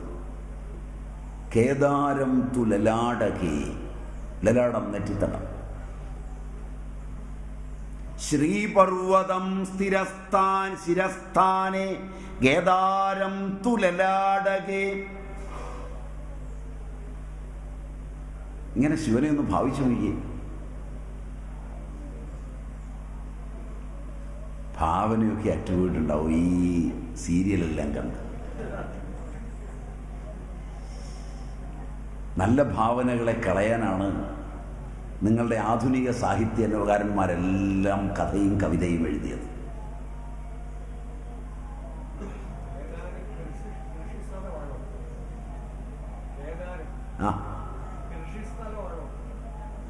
കേദാരം എന്ന് പറഞ്ഞാൽ നിങ്ങൾ ചതുർധാമ യാത്രയ്ക്ക് പോകുമ്പോൾ കാണുന്ന കേദാരം. ഹിമാലയത്തിൻ്റെ താഴ്വാരമായില്ല, മുകളിൽ നെറ്റിത്തടമാണ്. കേദാരം തു ലലാടകേ വാരാണസി ഭൂമധ്യം. ഭാരതം മൊത്തം എടുക്കുക, ശിവനങ്ങനെ നീണ്ടു നിവർന്ന് കിടക്കുകയാണ്.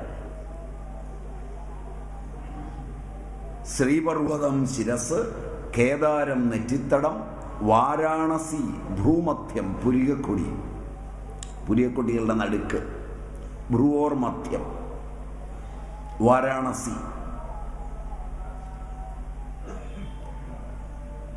കുരുക്ഷേത്രം കുജസ്ഥാനം മാറിടം,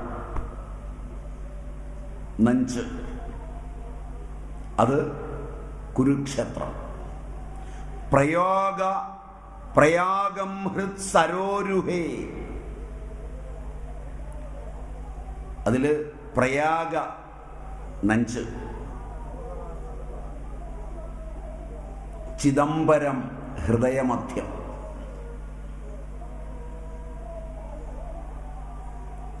ചിദംബരം തുഹൃന്മധ്യേ ആധാരേ കമലാലയം.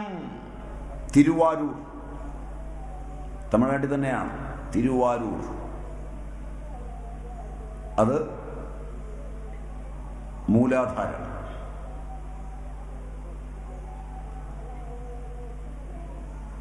ഭാരതത്തെ വെച്ചുകൊണ്ട് ശിവനെ ഒന്ന് കണ്ടാൽ, ഈ മന്ത്രങ്ങളെ ഒന്ന് കണ്ടാൽ, മന്ത്രങ്ങളെ ഇതിനോട് അക്ഷരങ്ങളായി നമുക്ക് പുറകെ കൊണ്ടുവരാം. അതിൽ ഹൃദയമധ്യത്തിലാണ് ഉപാസനയുടെ കേന്ദ്രമെന്നുള്ളത് കൊണ്ട് ചിദംബരത്തെയാണ് അത് പറയുന്നത്. ഹൃന്മധ്യം. ചിദംബരത്തിൽ പോയിട്ടുണ്ടോ? ഇല്ല. ആരെങ്കിലും പോയിട്ടുണ്ട്? 7 മണിക്ക് എന്നിട്ടുണ്ടോ? 7 മണിക്ക്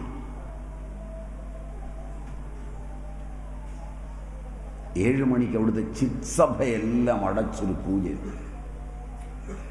കണ്ടിട്ടുണ്ടാവോ? കണ്ടിട്ടുണ്ടാവോ? അവിടെ നിന്നാലിത് ബോധ്യമാവും.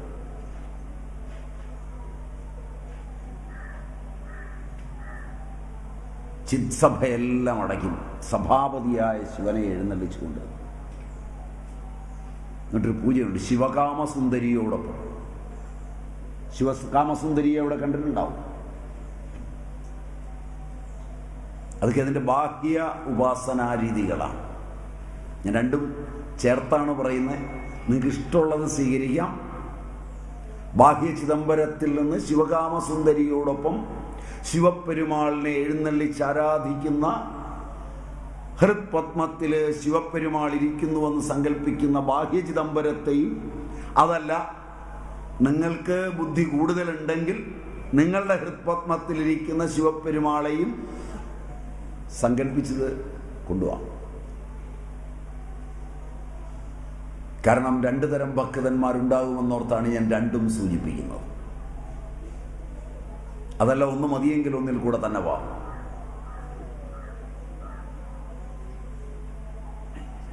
കാരണം പണ്ഡിതന്മാരുള്ള ഒരു ആശ്രമമാണിത് എന്ന് എനിക്ക് നന്നായി അറിയാം. അതുകൊണ്ട് അവർക്ക് വേണ്ടിയാണ് ഞാൻ ബഹിരാകാശത്തെ പറഞ്ഞത് എങ്കിൽ സാധാരണക്കാരായ ജനങ്ങളും വന്നിട്ടുണ്ടാവും. Am I right? കുറവായിരിക്കും അവര്.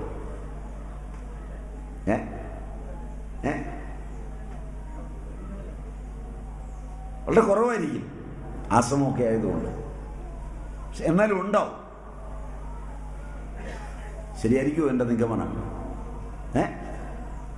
അവർക്ക് ഈ ഹൃത്പത്മത്തിലേക്കൊക്കെ ഏകാഗ്രമാകാൻ പിള്ളേരും കുടുംബമൊന്നും പെട്ടെന്ന് അങ്ങ് സമ്മതിച്ചൊന്നും വരില്ല.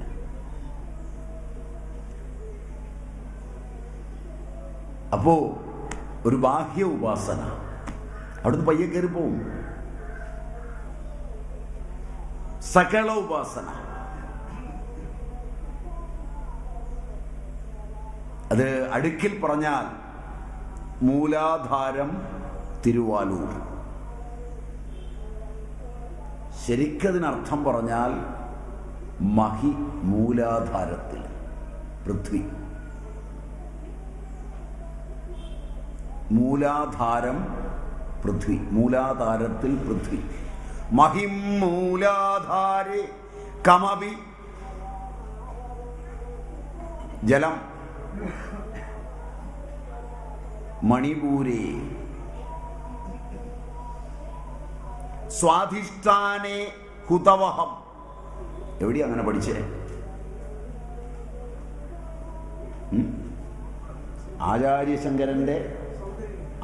ആചാര്യശങ്കരന്റെ ആനന്ദലഹരി. സൗന്ദര്യലഹരി പോരാം ചേട്ടൻ.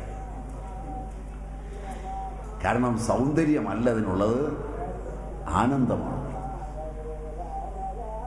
അതുകൊണ്ട് ആനന്ദലഹരിയിൽ ആചാര്യ ശങ്കരൻ ചക്രങ്ങളെ കാണുന്നുണ്ട്. ലളിതാ സഹസ്രനാമകാരൻ ഭാസ്കരരായൻ അതിൻ്റെ ഉപാസനയിലൂടെ പോയി വ്യാഖ്യാനം രചിക്കുമ്പോൾ കോടി യോഗിനീഗണ സേവിതയായി നിൽക്കുന്ന ദേവിയെ ഹൃദംബരത്തിൽ കണ്ട് യോഗിനികളെ എണ്ണി സഹസ്രാരംബുജാരൂഢയായി സുധാസാരാഭിവർഷിണിയായി തടില്ലതാ സമരുചിയായി ഷഡ്ചക്രോപരി സംസ്ഥിതയായി നിൽക്കുന്ന ആ ശിവകാമ സുന്ദരിയെ ദർശിക്കുന്നുമുണ്ട്.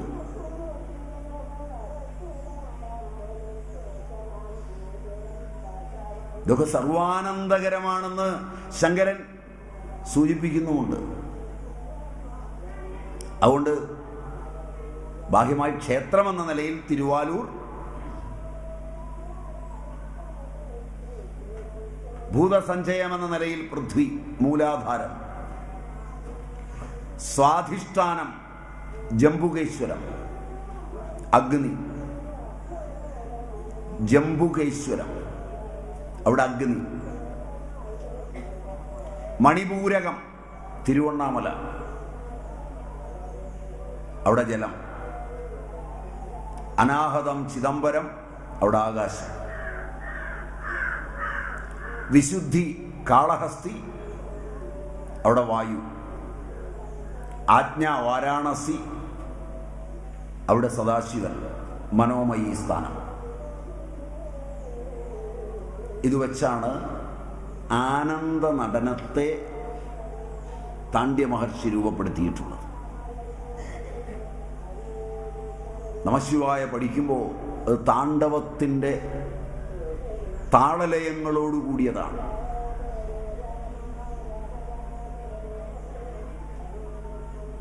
മന്ത്രമതിൻ്റെ ആനുഭൗതിക സൗഭഗങ്ങളോടുകൂടി ഹൃദയാന്തരത്തിലേക്ക് ഋഷ്യനുഗ്രഹം നേടി ഛന്തോബദ്ധമായി കൊണ്ടുവന്നാൽ അനുഭവിക്കുന്ന ആനന്ദത്തിന് അതിരില്ല. അതാണ് പൂർവസൂരികൾ പറഞ്ഞിട്ടുള്ളത്. അതിൻ്റെ ഉപാസനയുടെ ഏറ്റവും ഉദാത്തമായ നടനമാണ്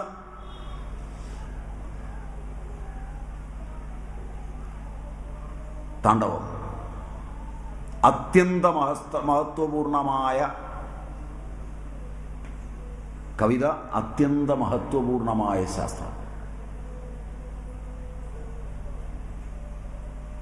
അതുകൊണ്ടാണ് ശാസ്ത്ര മഹാകാവ്യമെന്നോ മഹാകാവ്യ മഹാശാസ്ത്രമെന്നോ നിങ്ങൾക്കതിനെ വിളിക്കാം. സൃഷ്ടിയും സ്ഥിതിയും സംഹാരവും എല്ലാം സമ്മേളിക്കുന്ന 4 കൈകൾ 2 കാലുകൾ. താണ്ഡവത്തിൽ പങ്കെടുക്കുന്ന അത്രയാണ്.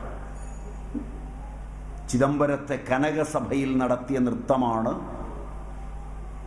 നമഃശിവായ എന്ന ആനന്ദ നടനം. എല്ലാ ദക്ഷിണേന്ത്യൻ ക്ഷേത്രങ്ങളിലും ഇതിൻ്റെ രൂപമുണ്ട്. ഒട്ടെല്ലാ ദക്ഷിണേന്ത്യൻ ക്ഷേത്രങ്ങളിലും ഇത്രയധികം പ്രചാരം എങ്ങനെ ഇതിന് ലഭിച്ചു? ആരിത് പ്രചരിപ്പിച്ചു? ആ കാലങ്ങളിൽ വ്യത്യസ്ത രാജാക്കന്മാരും വ്യത്യസ്ത ഭൂപ്രദേശങ്ങളും ഒക്കെ ഇതിനെ എങ്ങനെയാണ് നെഞ്ചിലേറ്റിൽ അളിച്ചത്? എന്താണിതിൻ്റെ ഉപാസന? ഇങ്ങനൊരു സംസ്കാരമൊന്നും ഇല്ലായിരുന്നുവെന്ന് അടച്ചധിക്ഷേപിക്കുവാനും വിശ്വസിക്കുവാനും ഒരുങ്ങുന്നതിന് മുമ്പ് അതിൻ്റെ രജതരേഖകളല്ലേ എത്രയോ കോടി ഇന്ന് മുടക്കിയാൽ പറ്റില്ലാത്ത വിധം കിടക്കുന്നത്. നടന്നു നോക്ക്. ആംഗലേയ പുസ്തകങ്ങളിൽ കോറിയിട്ട വരികൾ വായിച്ച് വിശ്വസിക്കുന്നതിനപ്പുറം ഈ മണ്ണിലൂടെ ഒന്ന് സഞ്ചരിച്ചു നോക്ക്. പഞ്ചാക്ഷരിയുടെ താളം പിടിക്കുന്ന തൂണുകളും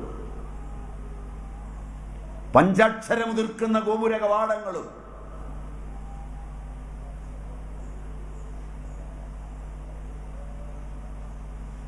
ആയിരം മനുഷ്യായുസ് കൊണ്ട് സാധിക്കാത്തത്ര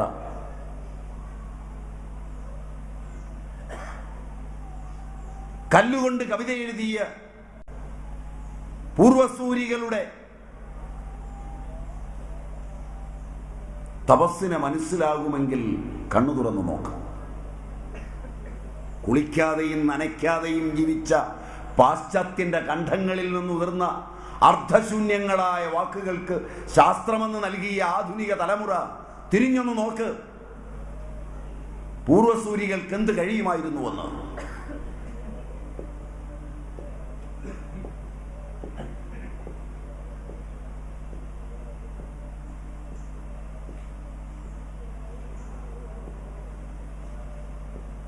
ഒരു തവണ സഞ്ചരിക്കുക.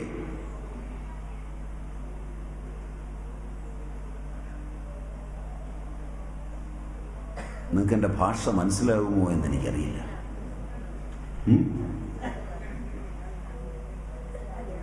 മെല്ലെ ഒന്ന് സഞ്ചരിക്കുക. പൈസ തീരെ ഇല്ലെങ്കിൽ ഭിക്ഷ എടുക്കുക. കാരണം ഭിക്ഷാടനത്തിൻ്റെ എക്കാലത്തെയും കുലഗുരുവായ ഭിക്ഷുവിനെ കാണാൻ സ്വന്തം കാശ് വേണമെന്നില്ല. തെണ്ടിയെ കാണാൻ പോകുമ്പോൾ തെണ്ടിപ്പോയാലും മതി.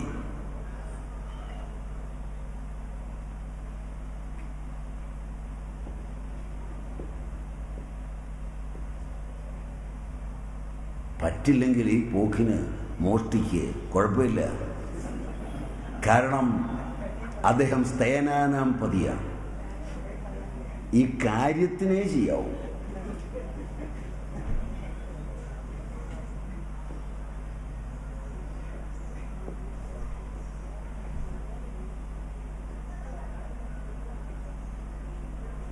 കാരണം നല്ല ശിവരാത്രി, ശുഭരാത്രി. ആ ചിദംബരത്തെ കനകസഭയിൽ നടത്തിയതാണ് ആനന്ദ താണ്ഡവം. ദക്ഷിണാന്ത്യയിലെ എല്ലാ ക്ഷേത്രത്തിലും കാണാം അതിൻ്റെ രൂപം. പ്രത്യേകിച്ച് ചോളരാജ്യത്ത്. ചോളന്മാരായിരുന്നു ഇതിൻ്റെ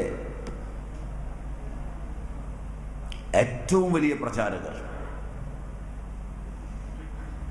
അതിലൊരു കഥയുണ്ട് അദ്ദേഹത്തിൻ്റെ നൃത്തത്തെക്കുറിച്ച്. അത് നിങ്ങൾ കേട്ടിട്ടുള്ളതായിരിക്കും. ദാരുകവനത്തിലൂടെ ശിവൻ അതീവ സുന്ദരനായി നടന്നു പോവാണ്. കൂടെയുള്ളത് വിഷ്ണു മോഹിനി. രണ്ടുപേരുടെയാണ് പോകുന്നത്. കൂട്ടത്തിൽ അനന്തന്. മൂന്നുപേരും കൂടെ ഇങ്ങനെ നടക്കുകയാണ്. പോകുന്ന ഒരു വലിയ കാര്യത്തിനാണ്. തങ്ങളുടെ ഭാര്യമാരിൽ അതീവ വിശ്വാസവും ഭാര്യമാരുടെ ചാരിത്രത്തെക്കുറിച്ച് അഹങ്കാരവുമുള്ള ഋഷിമുനിമാരെ പരീക്ഷിക്കുന്നതിനുള്ള യാത്രയാണ്. കേട്ടിട്ടില്ല?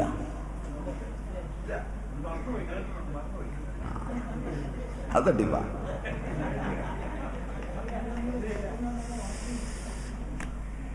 ശിവരാത്രിക്ക് വലിയ പ്രാധാന്യമുള്ള കഥയായതുകൊണ്ട് നിങ്ങൾ കേൾക്കാതിരിക്കില്ല. ദാരുകവനമാണ്, നിബിഡമായ വനം. അതിൽ ഋഷിമാരും മുനിമാരും അവരുടെ പത്നികളുമൊക്കെ ഇരിക്കുന്ന സ്ഥലത്തുകൂടെ അതീവ തേജസ്വിയായ യുവകോമളനായ ശിവൻ, അത്യന്തമോഹിനിയായ, ഇനിയൊരു സ്ത്രീരൂപം ഇതുപോലെ ജനിക്കാനില്ല. അതാണ് മോഹിനി. എവിടെ നിന്ന് ആര് നോക്കിയാലും മോഹിച്ചു പോകുന്നവൾ അവളോടൊപ്പം നടക്കുക. മുനിമാർക്കൊരൽപ്പം കാമമുണ്ടായി. അല്പം. നിങ്ങൾക്കുണ്ടാകുന്നിടത്തോളം ഒന്നും ഉണ്ടായില്ല. അല്പേ ഉണ്ടായുള്ളൂ. അതുകൊണ്ട് മന്ത്രിസത്തമന്മാരുടെ നിലയിലേക്കൊന്നും മുനിമാർ ഉയർന്നൊന്നും പേടിക്കേണ്ട. ഒരല്പം കാമുണ്ടായി. പക്ഷെ ബുദ്ധിമാന്മാരായ അവർ തീരുമാനിച്ചു, ഇവനെ മാറ്റിയില്ലെങ്കിൽ ഇവിടെ സ്വന്തമാക്കാൻ പറ്റില്ല. നേരിട്ട് നിന്ന് തല്ലു കൊടുക്കാനൊന്നും അവർ തീരുമാനിച്ചില്ല. അവർ ഹോമാഗ്നിയിൽ നിന്ന് ഒരു വ്യാഘ്രത്തെ സൃഷ്ടിച്ചു. കാരണം അതങ്ങ് പിടിച്ചു നിന്ന് കഴിഞ്ഞാൽ പിന്നെ ഇവൾ ഒറ്റയ്ക്കാവും, വനത്തിൽ സ്വന്തമാക്കുകയും ചെയ്യാം. അവിടെ വ്യാഘ്രത്തെ സൃഷ്ടിച്ച് നേരെ അങ്ങ് വിട്ടു. അല്ലാതെ നിങ്ങൾ ഉദ്ദേശിക്കുന്ന വ്യാഘ്രമൊന്നുമല്ല, ഇത് മുനിമാർ സൃഷ്ടിച്ച വ്യാഘ്രമാണ്. മുനിമാർ ഒരു വ്യാഘ്രത്തെ സൃഷ്ടിച്ച് അങ്ങോട്ട് വിട്ടപ്പോൾ ശിവപ്പെരുമാളുടെ ചെറുവിരലിൻ്റെ നഖം കൊണ്ട് അതിനെ കീറി വെറും വിരൽ ഉപയോഗിച്ച് അതിൻ്റെ തോലെടുത്തങ്ങ് കൊടുത്തു. മുനിമാരൊന്ന് ഞെട്ടിപ്പോയി. ഇവൻ ആള് സുന്ദരൻ മാത്രമല്ല, ഒരല്പം പോക്കിരിയുമാണ്. ഇവനെ അങ്ങനെ വെറുതെ നേരിടാനൊന്നും പറ്റില്ല. ഈ കഥ കേട്ടിട്ടുണ്ടോ?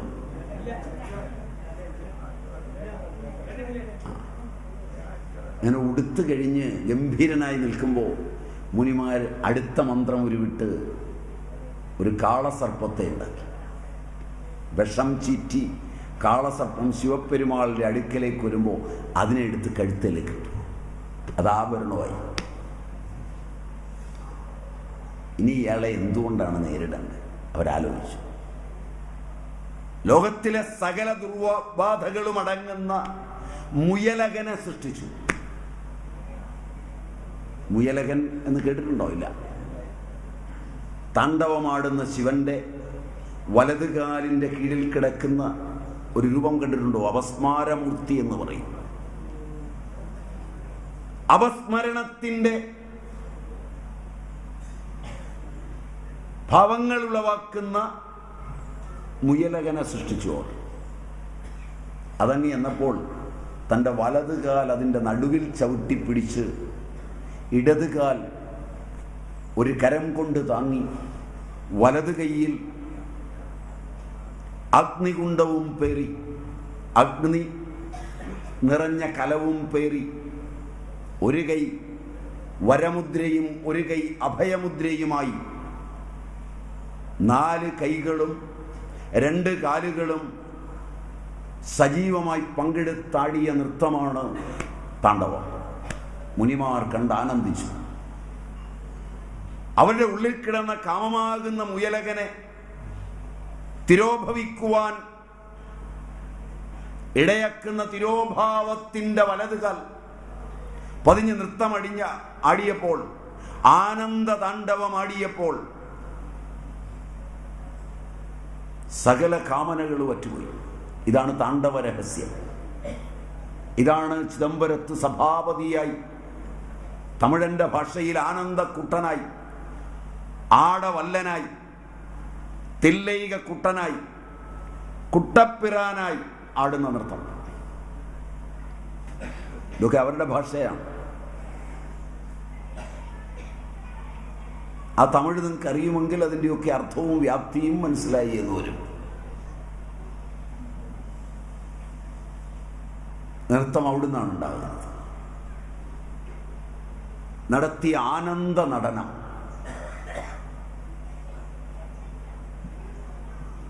പറഞ്ഞു തരാൻ എനിക്ക് അത്ര യോഗ്യതയുണ്ടെന്ന് എനിക്കറിയില്ല. കാരണം ഉത്തമനായ ഒരു ആചാര്യനാണ് പറഞ്ഞു തരുന്നതെങ്കിൽ നിങ്ങൾ നൃത്തം കണ്ടിരിക്കും.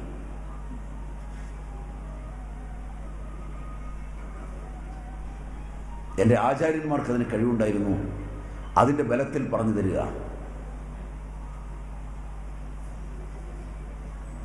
എനിക്കതത്ര മനസ്സിലായി എന്നറിയുന്നത് നിങ്ങൾക്കത്ര മനസ്സിലാകുമെന്നുള്ളതിനെ ആസ്വദിച്ചു മാത്രമാണ്.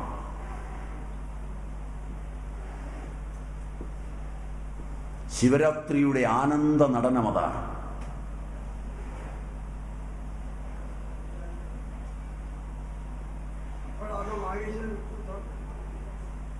ആ സൂത്രങ്ങളൊക്കെ വരുന്നത് ആ ഡമരുവിൽ നിന്നാണ്. ആ സമയത്താണ് വരുന്നത്. സംഗീത സാമ്രാജ്യത്തിൻ്റെ സമസ്ത ശാസ്ത്രവും നാരദൻ കേൾക്കുന്നത് ആ ഡമരുവിൽ നിന്നാണ്.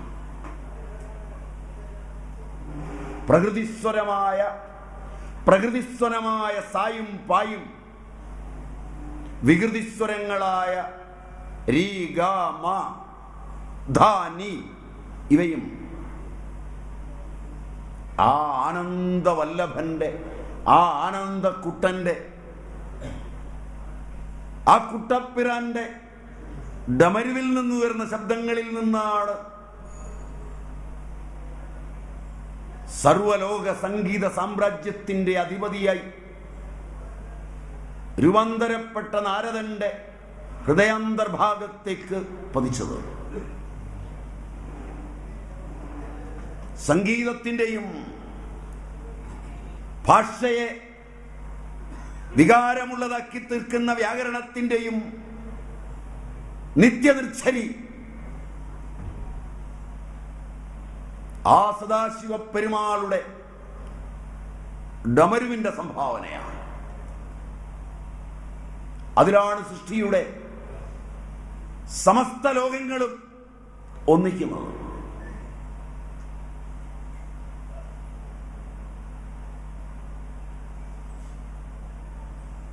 അതനുഭവിക്കുന്ന ശിവരാത്രി ഏകാന്തതയിലിരുന്ന്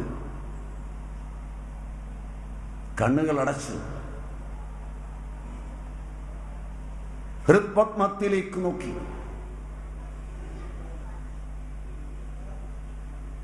ഹൃദയാധിനാഥനായ ശിവനെ കാണുക, കണ്ടില്ലെങ്കിൽ കരഞ്ഞു വിളിക്കുക.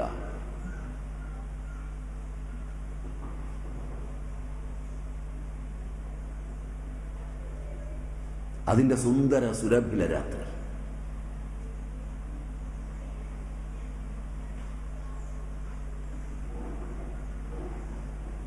അത് ശിവരാത്രി.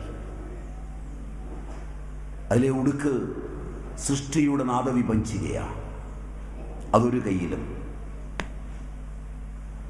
അതിൽ നിന്നാണ് 7 നാദങ്ങൾ നാരദൻ സംഗീതമായും 14 ശബ്ദങ്ങൾ മാഹേശ്വര സൂത്രങ്ങളായി പാണിനിയും രൂപപ്പെടുത്തിയത്. ഐ, ഊണ്, റിൽ, ഋക്ക്, ഏ, ഓങ്. അവിടെ ഡമരുവിൻ്റെ ശബ്ദം നിങ്ങൾക്ക് കേൾക്കാം. ഐ, ഊണ്, റിൽ, ഋക്ക്. അതിൻ്റെ താളമതാണ്.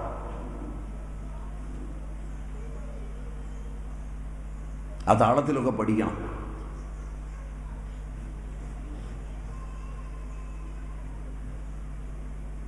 സംഗീതവും സാഹിത്യവും എല്ലാം അവിടെ നിന്നാണ്. മുൻപിലെ വലതുകൈ 4 കൈകളിൽ ഒന്നില് ഡമരു, മുമ്പിലെ വലതുകൈയിൽ അഭയമുദ്ര. അത് സ്ഥിതിയുടേതാണ്, സംരക്ഷണത്തിൻ്റെത്, ഭയനാശനത്തിൻ്റെത്. മുകളിലെ ഇടതുകൈ കുഞ്ചിത പാദോദ്ധാരണം, കുനിഞ്ഞ് തൻ്റെ പാദത്തെ, ഇടത്തു പാദത്തെ ഉദ്ധരിച്ചു നിർത്തുന്നത്. അതാണ് നൃത്തത്തിൻ്റെ പ്രത്യേകത. കുഞ്ചിത പാദോദ്ധാരണം. അതിന് ഗജഹസ്തം എന്നാണ് പറയുക. അതാണ് വരദഹസ്തം. വരം നൽകുന്നത് ആ ഹസ്തമാണ്. എല്ലാ വരങ്ങളും ശിവപെരുമാന്റെ കുഞ്ചിത പാദഹസ്തത്തിൽ നിന്നാണ് ലഭിക്കുന്നത്. എല്ലാം ലോകത്തെന്തെല്ലാം വരുന്നുവോ അതവിടെ നിന്നാണ്. അതിൻ്റെ അനുഗ്രഹമില്ലെങ്കിൽ ഈശ്വരാനുഗ്രഹാദേവ പുംസാം അദ്വൈതവാസന പോലും അവിടെ നിന്നാണ്. പിന്നല്ലേ ലൗകികങ്ങളായ കാര്യങ്ങൾ ആലോചിക്കുക. എത്ര കേമന്മാർ പരീക്ഷയിൽ തോറ്റുപോകുന്നു, എത്ര നിസ്സാരന്മാർ ജയിക്കുന്നു. എത്ര കേമന്മാർ ജോലിയില്ലാതെ തിണ്ടുന്നു, എത്ര നിസ്സാരന്മാർ ജോലി ചെയ്ത് സുഖമായി ജീവിക്കുന്നു. അതിന് അസൂയപ്പെട്ടിട്ട് കാര്യമില്ല. അവിടുത്തെ അനുഗ്രഹം ഒന്ന് മാത്രമാണ്. ലൗകിക നിയമങ്ങൾ എത്ര മാറിയാലും ഇത് മാറ്റാൻ രാജാക്കന്മാർ മാറി, രാജനിയമങ്ങൾ മാറി, സ്മൃതികൾ ഒട്ടേറെ ഉണ്ടാക്കി. ലോകത്തെല്ലാവർക്കും തുല്യമായി ഇത് പങ്കുവെക്കാൻ നാരദനും യാജ്ഞവൽക്യനും മനുവുമെല്ലാം സ്മൃതികൾ ഉണ്ടാക്കി. ഒന്നും സംഭവിച്ചില്ല. മൃതിയെയും കടന്ന് ഈശ്വര നിശ്ചയം പോയി. ക്യാപിറ്റലിസം വന്നു, മിക്സഡ് എക്കണോമി വന്നു, സോഷ്യലിസം വന്നു, കമ്മ്യൂണിസം വന്നു. രീതിവിധാനങ്ങൾ മാറുമെന്നും മാറ്റുമെന്നും ആക്രോശിച്ചു. ഒന്നും മാറിയില്ല, മാറില്ല.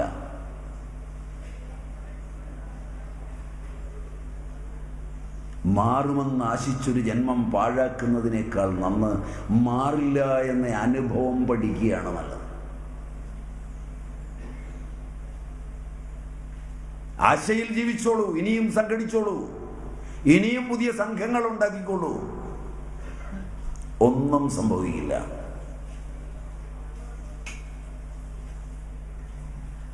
ഒന്നും. നിരാശാവാദമല്ല, ഉറപ്പുള്ള സത്യത്തിന്റെ വാദം.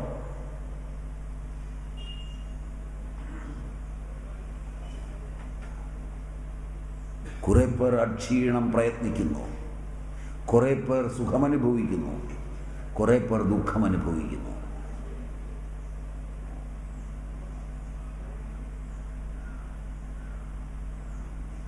ഇങ്ങനെയൊന്നുമല്ല വേണ്ടതെന്ന് ഭക്തനും ഭക്തനല്ലാത്തവനും പണ്ഡിതനും ജ്ഞാനിയും എല്ലാം കലഹിക്കുന്നു. ലോകം മാറ്റിമറിക്കാൻ ഒമർ ഖയ്യാമിനെ പോലെ. ആ പ്രേമഭാജനമേ, വിധിയുടെ സാഹായ്യം അവലംബിച്ച് താറുമാറായ ഈ പ്രപഞ്ചഘടത്തെ എൻ്റെ ഉള്ളം കൈയിൽ ഒതുക്കാൻ കഴിഞ്ഞിരുന്നെങ്കിൽ ഞാനിത് തല്ലിയുടച്ച് പുതിയൊരു സൃഷ്ടി നടത്തുമായിരുന്നുവെന്ന്. വ്യാമോഹം മാത്രം. ജനാധിപത്യം വന്നു, പുതിയ നിയമനിർമ്മാണങ്ങളും സംഘടനകളും ഉണ്ടായി, തെരഞ്ഞെടുത്ത മന്ത്രിമാർ വന്നു. നിങ്ങളുടെ ചെലവിൽ, നിങ്ങളുടെ മുമ്പിൽ ഒന്നിച്ചിരിക്കുകയും ഒന്നിച്ച് കലഹിക്കുകയും പെണ്ണുകേസുണ്ടാക്കുകയും പരസ്പരം ഭത്സിക്കുകയും ചെയ്തിട്ട് കണ്ടുകൊണ്ടിരിക്കേണ്ടി വരുന്നു. നിങ്ങൾക്ക് ഒന്നും ചെയ്യാനാവില്ല, ഒരുത്തനും ഇറങ്ങിപ്പോവില്ല. ഭവിതവ്യം ഭവത്യേവ. പക്ഷെ നിങ്ങൾ വ്യാമോഹിക്കുന്നു.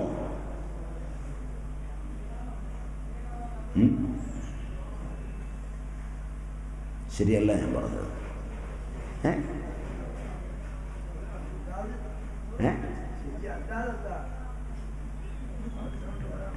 പേടിയായിരുന്നോ? ശരിയുണ്ട് ഇല്ലേ?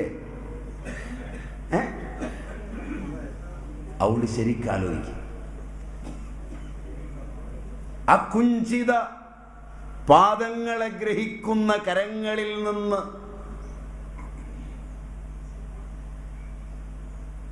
വരദഹസ്തത്തിൽ നിന്ന് ഒരനുഗ്രഹം കിട്ടിയാൽ മാത്രം മതി. ഈ ലോകം എന്ത് മണ്ണാങ്കട്ടയും ആയിക്കൊള്ളട്ടെ.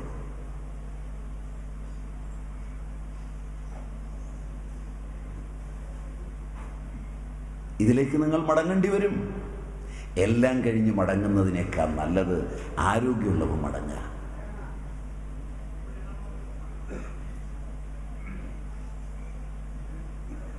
പ്രതീക്ഷകളും വെച്ചു പുലർത്തി വാർദ്ധക്യത്തിലെത്തി ഓടാവുന്നിടത്തോളം ഓടിയലഞ്ഞ് കഴുത പ്രമാണത്തിലെത്തിക്കഴിഞ്ഞ് ഇനി ആശ്രയിക്കുന്നതിനേക്കാൾ നല്ല ആരോഗ്യമുള്ളപ്പോൾ ആശ്രയിക്കുക.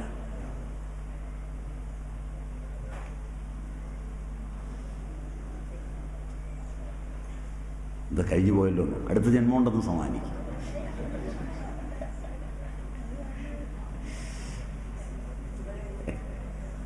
മതിയായിട്ടുണ്ടല്ലേ?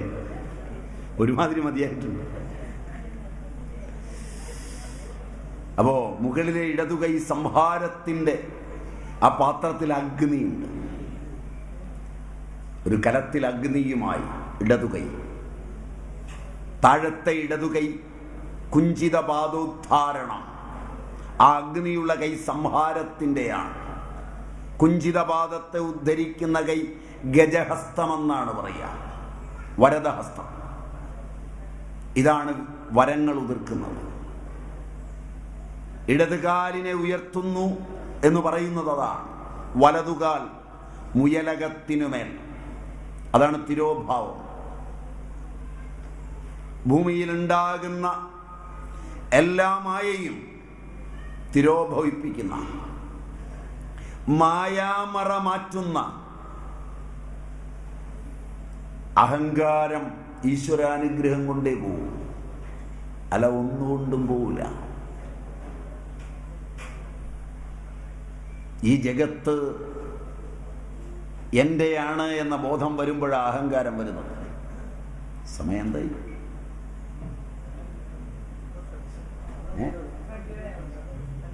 12:30 വരെയാണ് എൻ്റെ സമയം.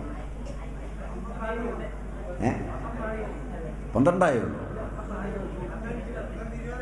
12:20. ശരി. അപ്പോ ഈ രൂപമാണ് പഞ്ചാക്ഷരം. ഇങ്ങനെ പിടിക്കുന്ന ആ താണ്ഡവ രൂപമാണ് പഞ്ചാക്ഷരം നമഃശിവായ. അതിന്നും ചിദംബരത്ത് പോയി കാതോർത്താൽ അത് കേൾക്കാം. സമർത്ഥനാണെങ്കിൽ ശിവപ്പെരുമാളിൽ നിന്ന് ദീക്ഷയുമാകാം. ഉണ്മൈ വിളാകമെന്നൊരു ഗ്രന്ഥമുണ്ട്. അതിൻ്റെ 35-ാം ശ്ലോകത്തിൽ അങ്ങനെ സൂചിപ്പിക്കുന്നുണ്ടെന്നാണ് എൻ്റെ ഓർമ്മ. ഉണ്മൈ വിളാകം. ചിദംബരനാഥനെ കുറിച്ചുള്ള ഗംഭീരമായ ചിന്തകളാണ്. സ്ഥിരതരാനന്ദമെന്നാണ് ഈ ശിവാനന്ദം അനുഭവിച്ചാൽ ശങ്കരൻ പറയുന്നത്. ശങ്കരൻ ഉപയോഗിക്കുന്നത് ശിവകാമസുന്ദരി ഒതുങ്ങി നിൽക്കുമ്പോൾ അനുഭവിക്കുന്ന ഈ ആനന്ദത്തിന്, പാർവതിയോടൊപ്പമുള്ള ആ ലാസ്യ താണ്ഡവത്തിന് ആദിശങ്കരൻ പറയുന്നത് സ്ഥിരതരാനന്ദമെന്നാണ്. അന്നപൂർണേശ്വരി സ്തവത്തിൽ ഉർവീ സർവജനേശ്വരി ഭഗവതീ മാതാന്നപൂർണേശ്വരി വേണീ നീല സമാനകുന്തളധരി നിത്യന്നദാനേശ്വരി സർവാനന്ദകരി സദാശിവകരി കാശീപുരാധീശ്വരി ഭിക്ഷാം ദേഹി കൃപാവലംബനകരി മാതാന്നപൂർണേശ്വരി എന്ന് ചൊല്ലുമ്പോൾ അതിലെ സർവാനന്ദകരി സദാശിവകരി അത് ഈ അർത്ഥത്തിലാണ്. സദാശിവകരിയും സർവാനന്ദകരിയുമായി മായ മാറുന്നത്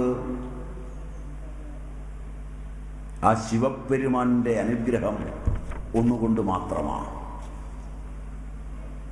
അപസ്മാര അന്തർമർദ്ദനത്തെ ശങ്കരൻ വിളിക്കുന്നത് അജ്ഞാനമർദ്ദനമെന്നാണ്.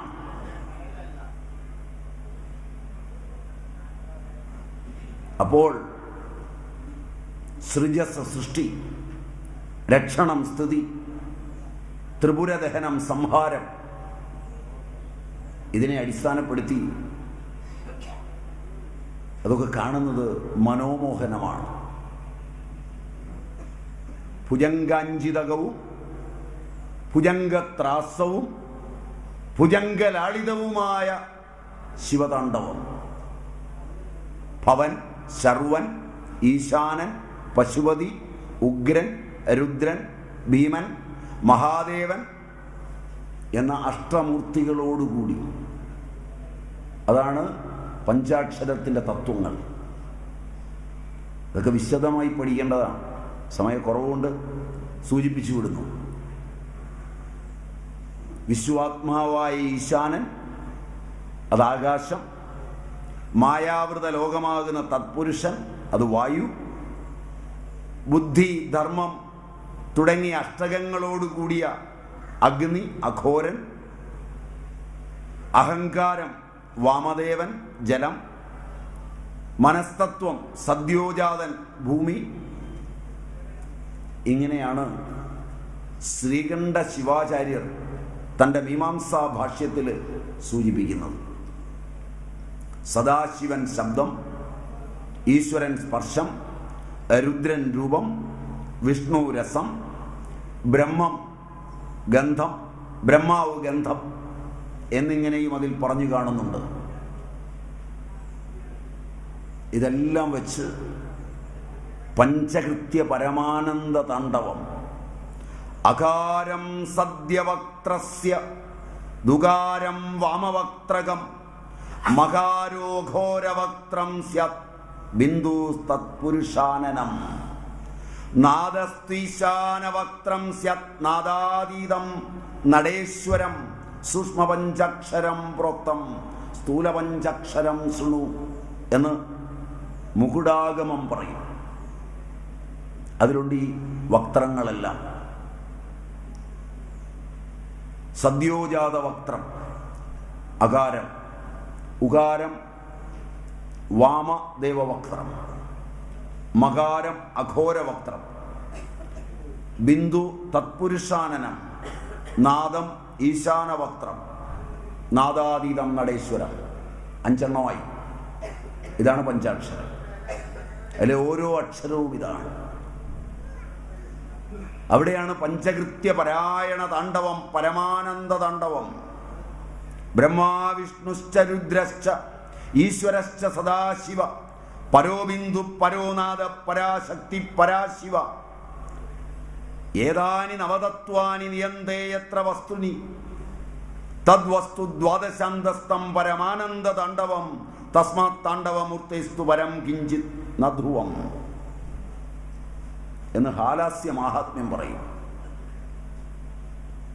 ദ്വാദശാന്തസ്ഥമായ ആജ്ഞാചക്രം. മുകുടാഗമം പഞ്ചാക്ഷരത്തെ വ്യാഖ്യാനിച്ചിട്ടുമുണ്ട്. ഇതിൽ നമശിവായ മന്ത്രത്തിൻ്റെ ഓരോ അക്ഷരങ്ങളുടെയും താല്പര്യവുമുണ്ട്.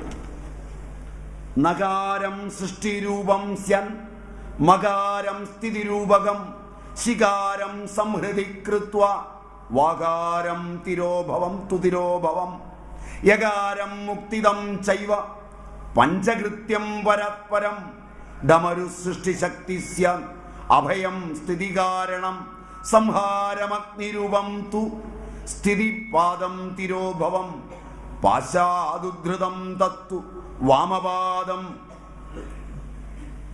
നടേശിതു ആനന്ദം അന്തർഗതം കൃത്വ മുക്തിദം വരദം നൃണം എന്നാണ് മുകുടാഗമം പറയുന്നത്.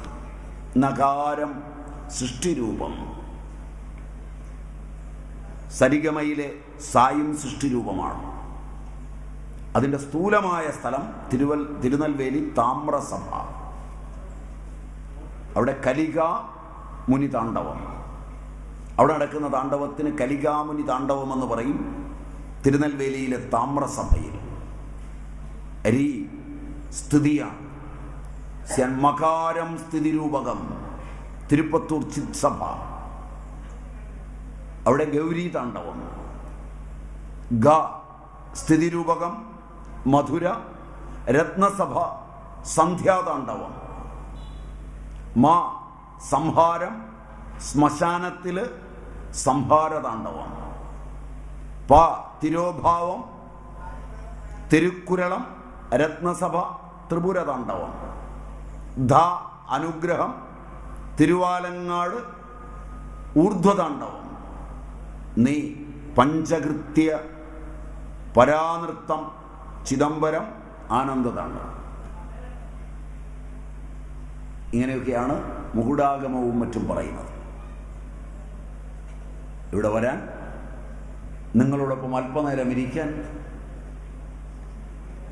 പരദൂഷണവും കുശുമ്പുമൊക്കെ വിട്ട് ഇത്രയും നേരം നിങ്ങളോട് സംസാരിക്കുമ്പോഴെങ്കിലും അസിതഗിരി സമം സ്യാത് കജ്ജലം സിന്ധുപാത്രേ സുരതരു വരശാഖാലേഖനീ പത്രമുർവി ഗൃഹതി യതി ഗൃഹീത്വാ ശാരദ സർവകാലം തദപി നവഗുണാനാമീശപാരം നയാതി എന്നുള്ള പുഷ്പദന്തോപാഖ്യാനമായ പുഷ്പദന്തകൃതമായ ശിവമഹിംനയിൽ പറയുന്ന പോലെ ശാരദ സർവകാലവും കൽപ്പവൃക്ഷത്തിൻ്റെ മുഴുവൻ കൊമ്പുകളും വച്ച് ഉർവിയെ പത്രമാക്കി എഴുതിയിട്ടും തീരാത്ത ഹേ സദാശിവ രുദ്ര അങ്ങയുടെ മഹിമാവ് തീരുന്നില്ലല്ലോ.